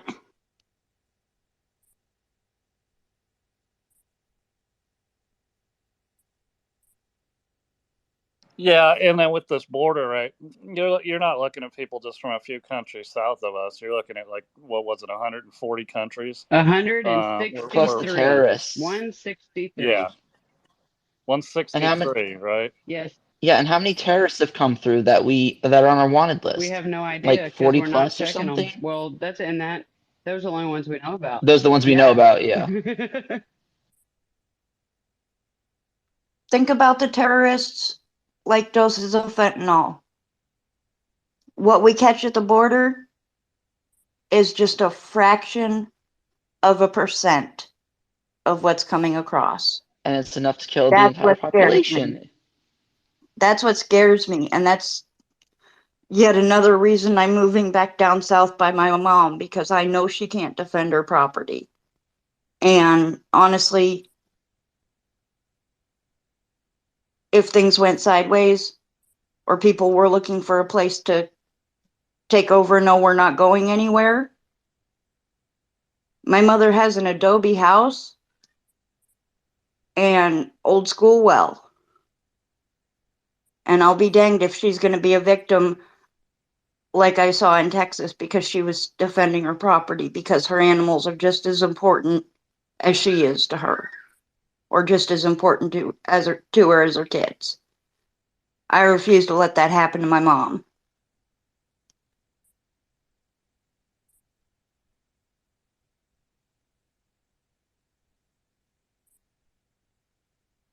Yeah, yeah, for sure. A little different topic, but did you guys see just before the show opened up? Looks like there's some confirmation now that Project Veritas is laid off like 95% of their staff, basically Yeah, I saw everybody but that. HR, admin, and IT. So, And uh, then they delete the post or something, didn't they? yeah, that was one of the employees obviously posted something they shouldn't have posted. It was a SOS. We all just got fired. And then obviously IT jumped in and fixed that. But yeah, I was wondering how long it was going to take before all the donations dried up and was going to the O'Keefe Media Group and no longer going to Project Veritas. And it looks like, well, I guess I've got my answer.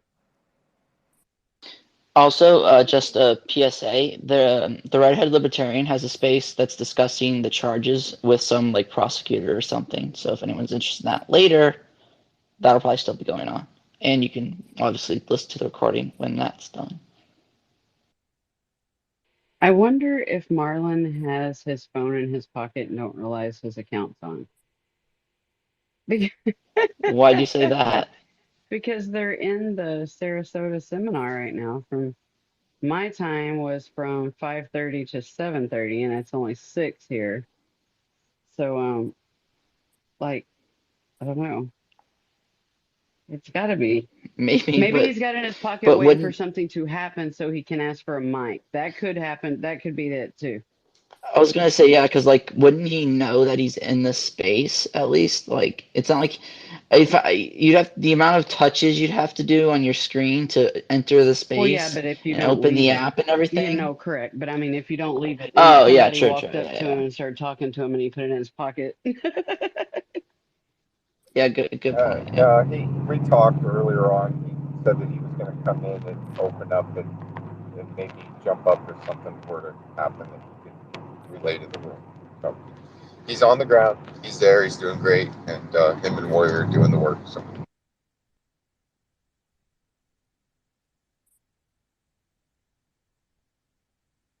Yep. So there's your answer. Yes, he's just if he gets a chance, he will hop up. But if not, yep, he's on the ground doing the work.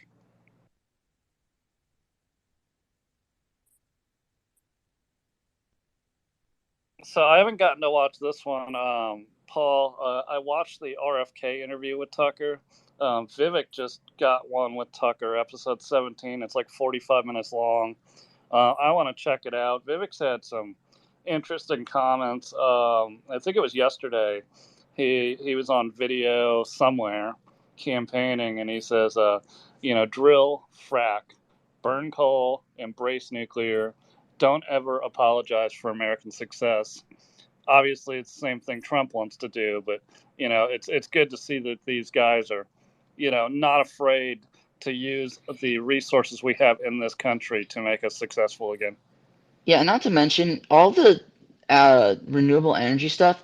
It's all about control because none of them will talk about Gen 4 and Gen 5 nuclear technology, which is completely self-sufficient, almost entirely renewable. There's almost no waste whatsoever, and the safety improvements since 3 Mile Island and Chernobyl, which not to mention for those to happen, you'd have to like, it's basically impossible. Like everything you couldn't predict it. Like, that's how small the chance is.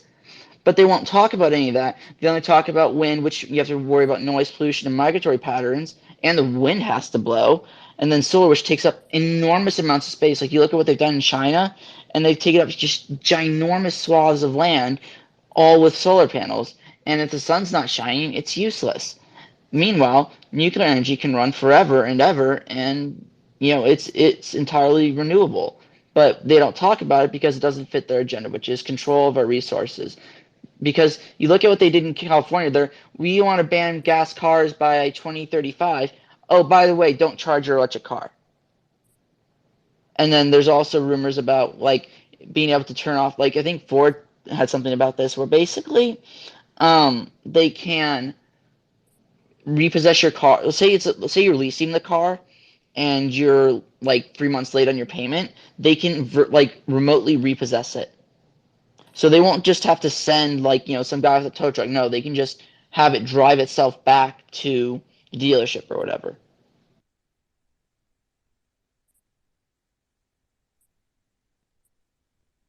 Yeah, well, a lot of that's true, and there's so much waste that comes out of renewables. I mean, once you get rid of them, where does all that stuff go? Where I does remember it like all EVs go? and stuff like that. Yeah. Oh, it's so toxic, and then the mining is fossil fuel intensive, but they don't talk about that, or how the cobalt involves slave labor with children, but in Africa and China, but can't talk about that. Yeah, no, but even the batteries are not recyclable. I Nope, mean, they're toxic trust as all me, hell. I bought, I don't know, 70 or 80 full size 40 and 60-foot transportation buses that were 100% battery electric. And it was in our contract that once the batteries died after 12 years, we would get one swap out on the vehicle. And I was like, what do you guys do with the batteries when you take them back? They're like, you don't want to know. And I was like, okay, sounds good to me. I don't want to know. You probably don't, because they're probably going to dump it in that poor person's backyard, and it's going to pollute their water system, and we're going to have like a Flint, Michigan thing, but worse. Go ahead, Rebel. Well, not just that, but that makes it even harder for the average person to get ahead, because whereas 20 years ago, or even 10 years ago, you could buy a vehicle, keep that vehicle, work on that vehicle, even after you paid it off. I mean, I'm from the country. I can't tell you how many farm trucks used to be everyday drivers, but I think that's more you know, technology advancement than a control thing, though. well, with the renewable energy, with the rechargeable with the battery ones, with the electric ones, you can't just, when it costs you just as much to swap out one battery as it does to replace the vehicle, what are you going to opt for? I mean, heck, if I got to pay for the price of a brand new vehicle, I might as well get a brand new vehicle. Go ahead, So, well, so I hear both sides of the argument, and I kind of am leaning towards Rebel, but it's not just advancement. You have people that are graduating from schools, they're not mechanics, they're just engineers. And so to them, they don't care if your alternator is hard to reach or your water pump is impossible to reach, or you got to take the whole engine apart just to change a starter. I mean, they didn't think through the design, they just made it fit in a box. So yeah, the cars are getting to the point to where even if they're run on gas, even those are next. I mean, have you ever worked on a Honda? I mean, some of those parts back in the day, certain models, they're like the best model to get, because all you got to do is just pull out that engine, throw another one in, or do some simple work. Now it's like, oh man, you need a lot of special tools. The metrics of the tools are all different. You just can't grab a regular tool to work on them, and it's part advancement and it's part engineers, the new generation of engineers that are completely clueless and don't give a crap about you working on your car. That's the least of their concerns. I just wanted to say like one quick thing. I used to work at a car salvage auction company, so I would have to jump the cars and get the mileage and things like that. And the newer the car, the easier it is to tow it because of how complex they are. But even like a 2007 hybrid, to jumpstart it, you have to be very careful. You have to make sure you're only touching just the right areas. It's hard to find a ground, and you can't jump. And like I remember one time, I even jump started this was probably like a 1999 Subaru Legacy, and I was able to jump start it from the fuse. I didn't even have to touch the battery. I just plugged the fuse and it started without the key, mind you, because the key was lost. But try doing that with a push button start car. You can't do it.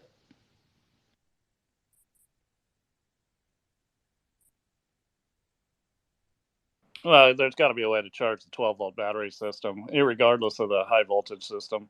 So I'm not sure what you mean with the push button start versus a key start, though. Oh, you have to worry about the proximity thing. If it doesn't detect the key in the proximity, it won't start regardless. Whereas with a turn ignition, you don't need the proximity sensor or anything. You can just start it with with the hot wiring it and things like that. Yeah, you just complete the circuit.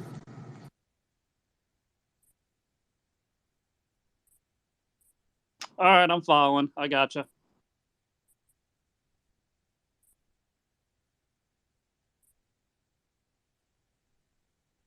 I'm glad you know what we're talking about because I'm completely lost. I'm just kidding. Hey, Thinker's there, and she's got a request. Is she up? I can't tell. Maybe my screen. Oh, there you are, Thinker. What's up, girl?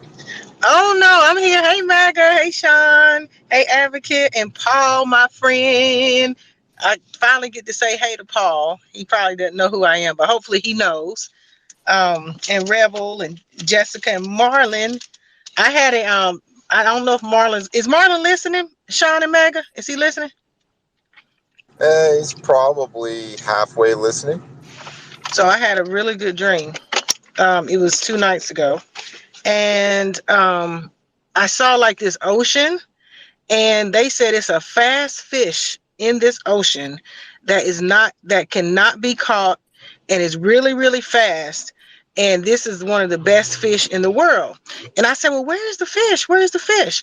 And they looked down. They said, there it is. It's a marlin. It was a marlin fish swimming. Did you know that? Huh? Did you know that the black marlin is one of the fast? I think it might be the fastest fish. It can swim up to 80 miles an hour. No, I did not know. But I'm telling you, in my dream, what I remember, it was swimming so fast. And they said, this is the fastest fish. And I was like, where is the fish? What is the fish? I couldn't see it. It was just swimming so fast through the ocean. And the water was so clear. And this fish was going so fast. And it was just an amazing moment for people. And I said, well, let me get closer. Can you show me the fish? And so I went down. They said, there's the fish. And I caught the fish. They said, that's the fastest fish in the world. And I said, what is it? They said, it's a marlin. I'm serious. I don't know anything about the marlin except for our friend here, but that was 2 nights ago. So I know he's on to something good. And whatever he's doing, I think he's going to come back being on fire. And whatever we saw of him, he's going to be times 10 when he gets back. So that's my report for the space today. Hey, Thinker, you know what? I totally believe that dream is true because I had a vision of these really tall doors. They're like 14 feet tall, and they're double doors, and it's like an opening that's about 12 feet wide, and these 2 double doors open, and all this like light came out through the doors, and it was like beams of light opening up, and I had a talk with Marlon today earlier, and I told him, I said, everybody is saying a prayer that moment's going to happen for you there, and have faith. Don't lose faith. Don't lose hope. Just open yourself up and have faith and walk in faith, and it'll happen. Just be open to it. Don't try to force it. Don't try to make it happen. Just let it happen, because that's divine will right there. So I totally appreciate your dream. That's awesome. Thank you. Well, we are connected because I haven't even talked to you one-on-one. I haven't talked to Marlon. You haven't talked to me. So, yeah, I agree with you. And I'm praying, and I do believe it. That's it. That's faith right there. Not a doubt.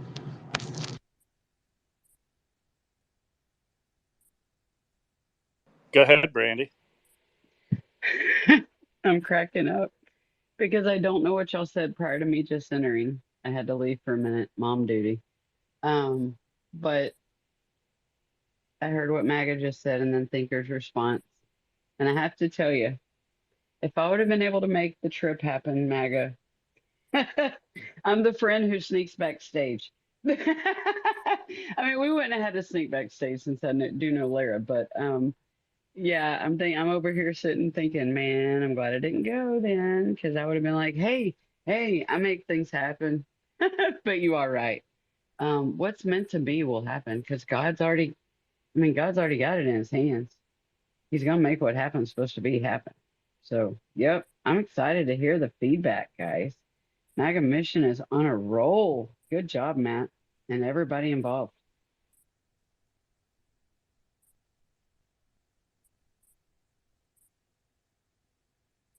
Isn't that kind of predestination, which is more Protestant belief than a Catholic/Orthodox concept? I don't know. That's a me concept.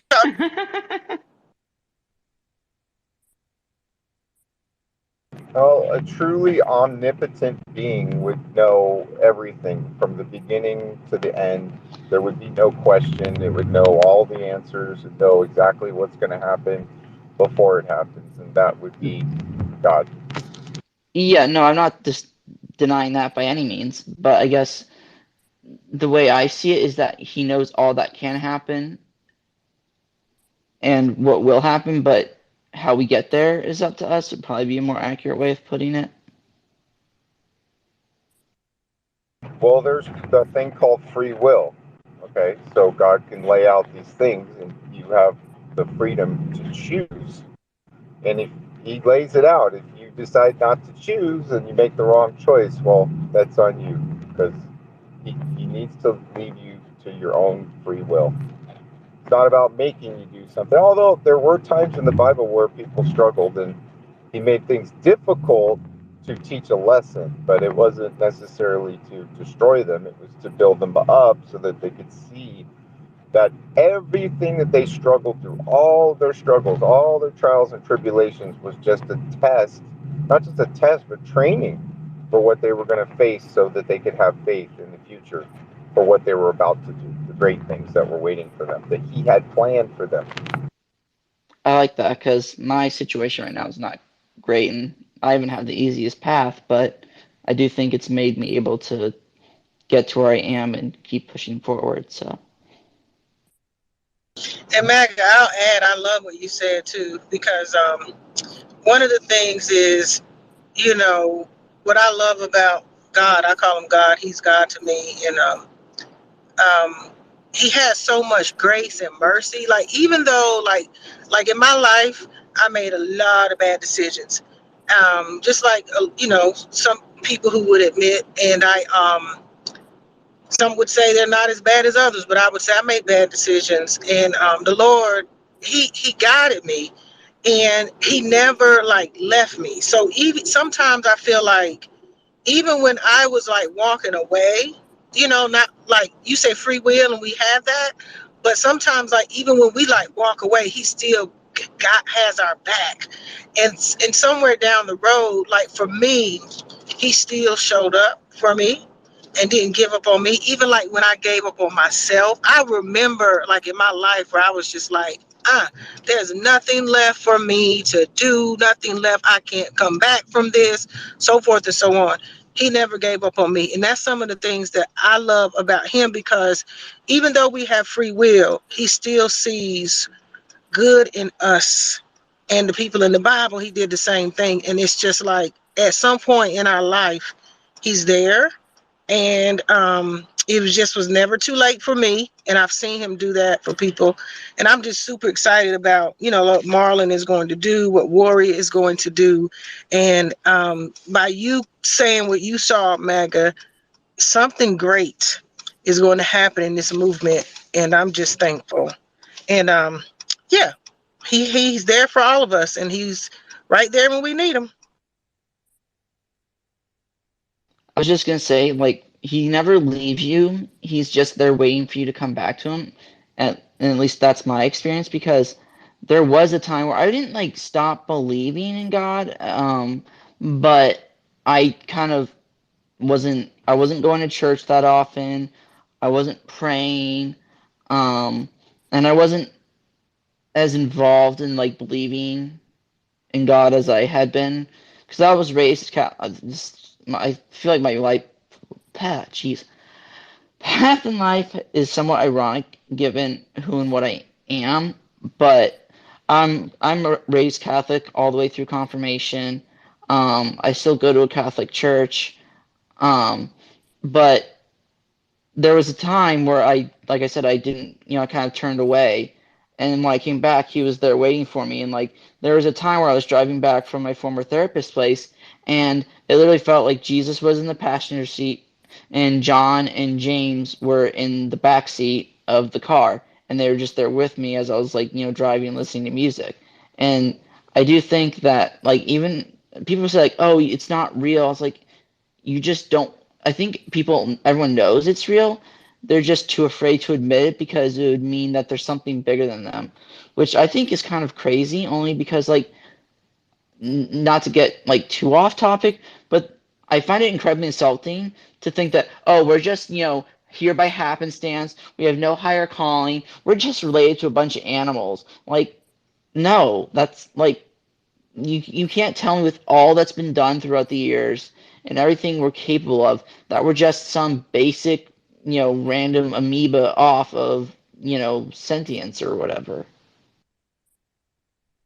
Well, I haven't told my Lieutenant Dan story in a long time. I think what I'm going to say is I think everybody has a moment in their life where they're mad, maybe they feel like they're forsaken, why would this happen? Why did this happen? It's so horrible. Why would you put me through this if you truly love me? And I had a moment like that when I was younger. I was about 18, maybe 17. And my life, I had lost all my friends. I had to leave the state, go live somewhere where I didn't know anybody. And I was pretty pissed off. I was just like, forget you. I was pissed. And there was a storm. And I went outside, and it was raining and storming, and I just had my it was literally like the movie from Forrest Gump. It was raining on me, it was storming, and I just yelled up at God, and I said, if you really are there and you could really hear me and you have all this power, prove it. And I just said, prove it right now or else I'm gone forever. And right when I said that, a lightning bolt came down, and it hit a tree that was probably about 20 feet from me. Ever since that day, I've had electrical weird anomalies, something about electricity in me. And that tree, I mean, the thunder and the sound and the light, I was blinded, I was deafened, and I never questioned God again from that day forward. And that's that's my testament. I mean, I have many other ones, but that one's probably the most impressive. That I literally had a Lieutenant Dan moment, and that was my moment with God, wrestling with Him, and He showed Himself to me in that way. So it'll be different for everybody. I think a big part is also when you stop asking him for things and start realizing how much he's given you. Like, when I say asking for things, I don't mean like, God, pray for this person because they're really struggling or they have a hard time. More like, would you help me do this? Like, because I really want like a new car or whatever. But more just realizing, wow, I'm so thankful that I have everything that I do, whether it's my family or a roof over my head and all these, gifts and abilities he's given me. Like, once you start doing that, it just opens up so much more, I think.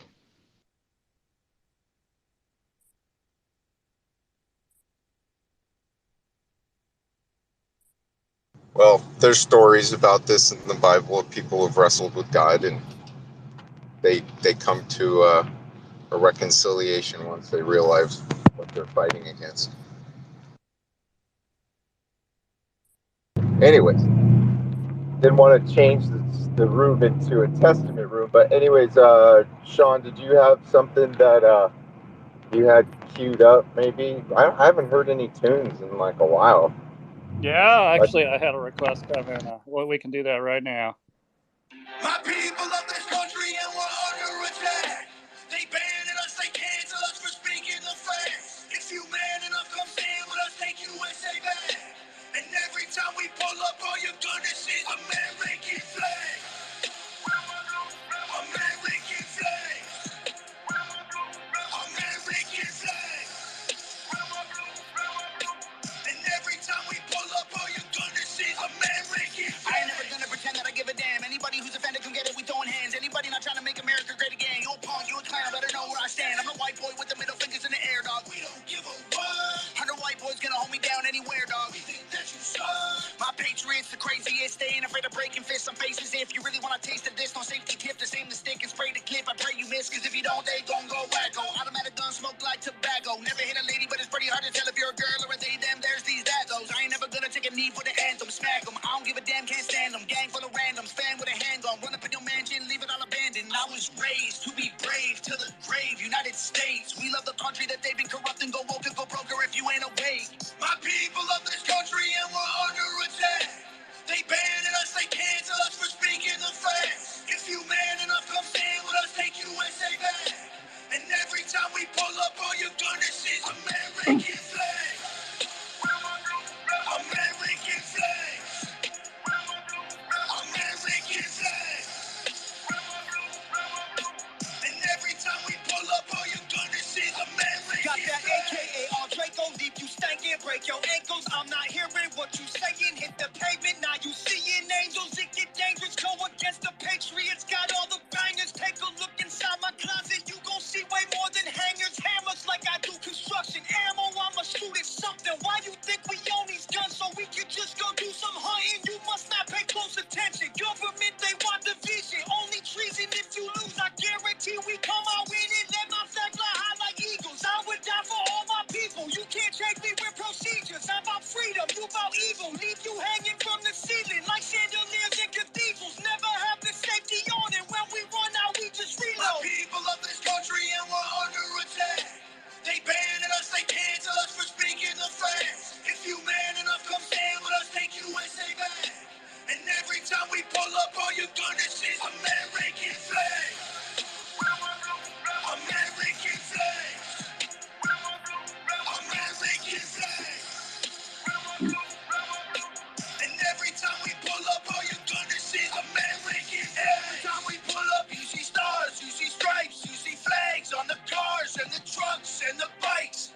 Every time we pull up, we go hard, we outside, we got flags on our arms that are tatted there for life. Every time we pull up, we don't care if you mad. We cherish this land. The haters can't get buried in rags. They set fire to old glory, turning fabric to ash. But every time we pull up, all you're gonna see is American flag. American flag. American flag. And every time we pull up, all you're gonna see is American flag. Awesome. I know we can do some wrong answers to that one.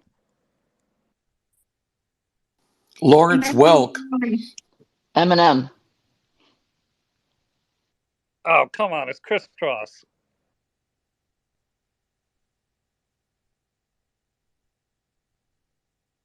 Actually, I think that might have been Kanye. Sorry, my bad.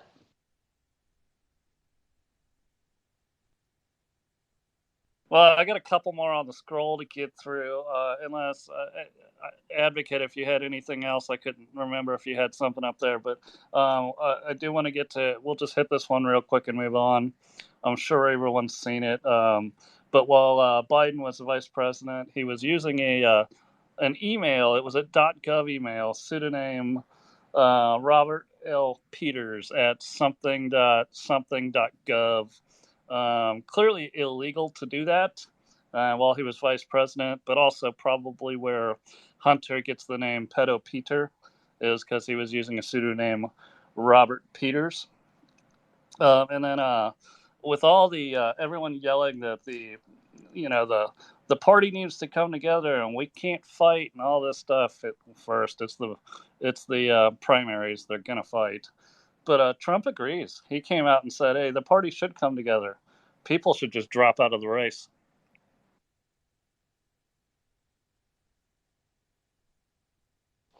Then he can drop out if he wants. I mean, why That's is funny. everyone No, entitled to? Why is he that's so entitled to the funny. position? They should just give up now, though. Really, Jessica. I voted for Trump twice, and I will vote for him in the general, but I am not. I don't like how he handled Georgia. I don't like how he handled 2022, and I don't like how he demands eternal loyalty from anyone whenever their interests coincide. And it's a one-way street too. So I'm not a huge fan of that. Well, it turns out it looks like he's gonna, with all the evidence that's gonna pour out through this. It looks like he was right. Georgia was stolen, 100% stolen. Look at the videos where I meant, 40,000 wait, you're talking affidavits were about dropped off. 2020 mid or the special election, or? No, the presidential election. It was Oh, I was stolen. referring to the special election, not. Yeah. Well, anyhow, yeah. I mean, and you have free will. You can vote for whoever you want in the primaries and in the general, and I support your decision to do so. But with him polling 40 points above everyone else, I I just don't see why these people that are hanging in there at 1, 2, 3, 5%, or even staying in the race, why they haven't Cabinet bowed positions, out et cetera, et bowed cetera. out to support Trump. You can still get a cabinet position if you bow out. True, but I think, there's that, but also, and this is like a lot of people in politics is, even if they don't win the first time, it's name recognition and things like that. Because there are plenty of people who, you know, ran and didn't win, and then they go for a different position and they win, and it's because they built up name recognition prior to the position they end up winning. Sure, but the whole point of the story was that they're all screaming about the division. They could end the division right now by dropping out.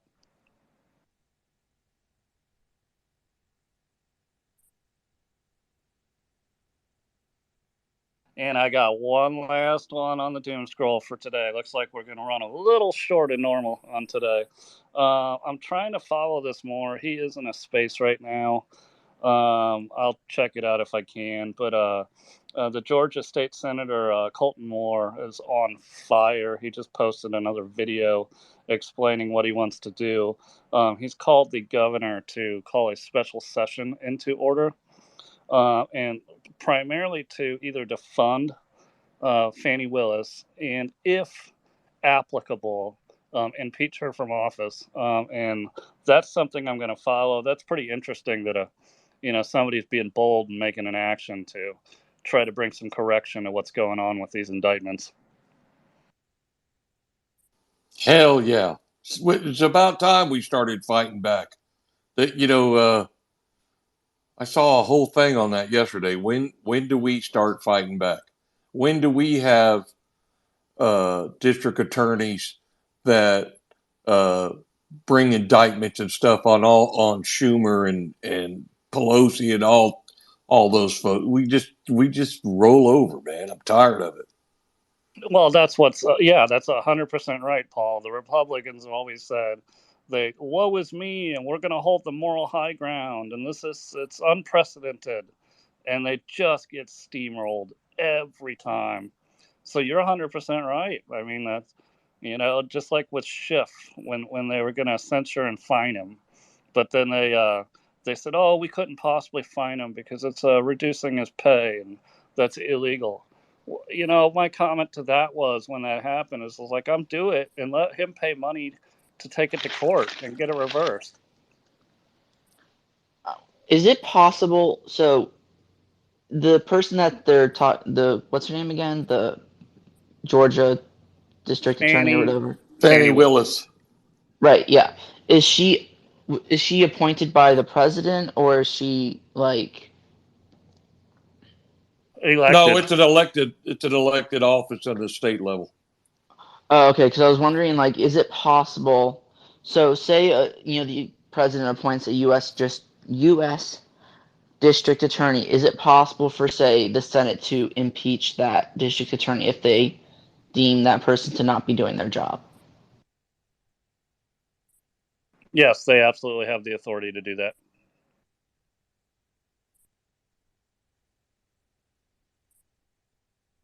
So, and I hope, I really hope the governor, who is not cooperating, Kemp, is persuaded into bringing a session about and letting the state house work through that and decide what they want to do about it, whether it's defunding, impeaching, or both.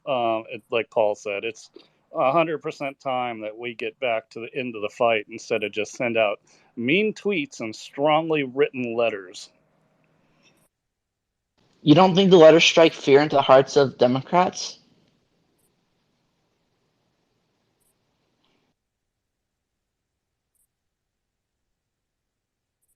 Because I don't know about you, but when someone calls me a Nazi on Twitter, I'm like, oh my gosh, what am I going to do? How am I going to live my life?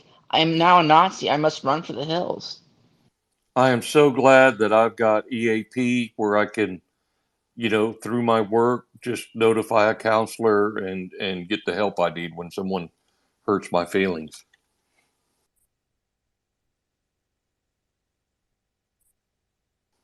Said no one in this space ever. Sorry, I was laughing too hard. That's a good one, Paul. I love those EAE programs. Yep, my coworker was mean to me. I need assistance. Yes.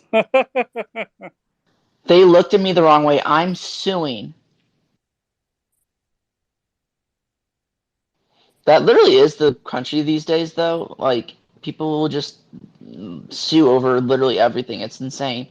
Like, oh, I don't know if anyone heard this, but this is probably several years ago at this point. But Al Sharpton's daughter, I'm not going to call him a reverend because he's, a terrible, disgusting, evil human being. Um, his daughter was walking in New York City and supposedly hurt her ankle, sued the city for like $6 million or something. Seen climbing a ladder the next day. Apple doesn't fall far from the tree. Yep, crazy stuff. Just one last chance on Alex. I didn't know if you had anything else, but if not, we have crushed the doom scroll for today, and I'm going to close this one out.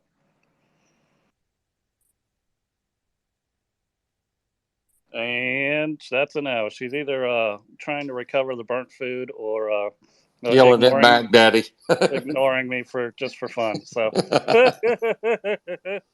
all right, everybody, it was good to see you. We will be back Friday. We have shows tonight. Watch for us. We will be on Spaces tonight too. See you soon. Bye, everyone. Bye. Bye-bye.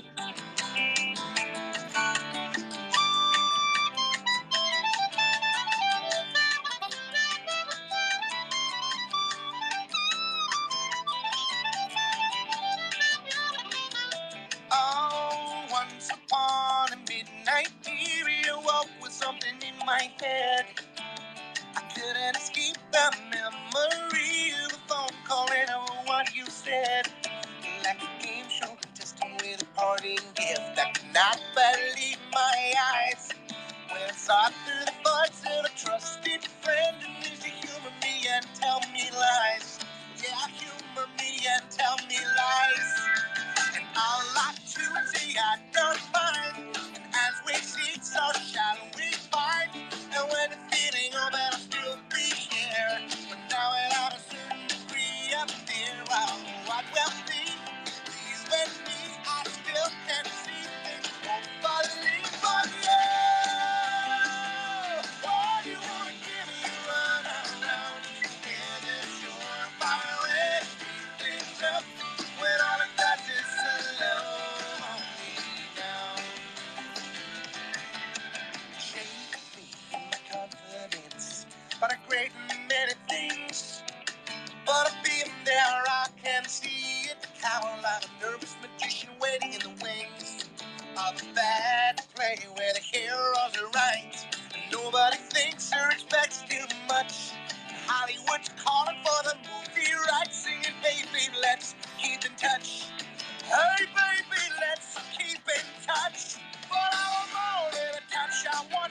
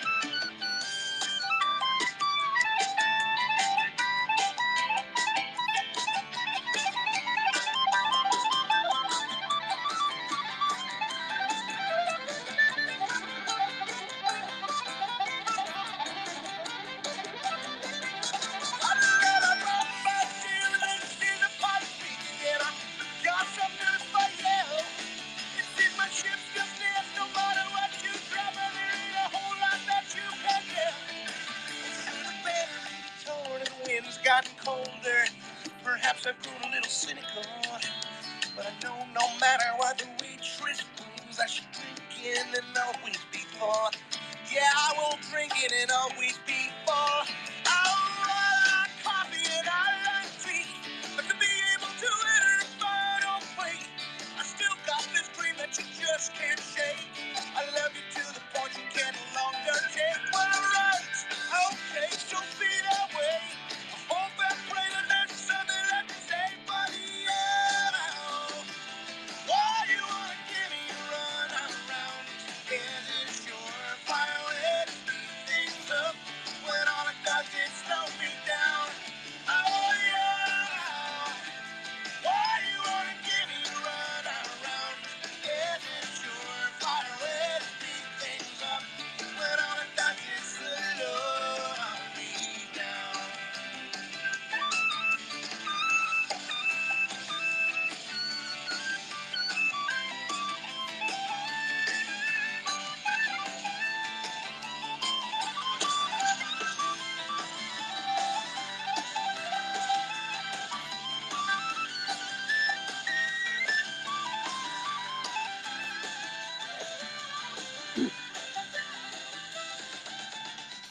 See y'all soon.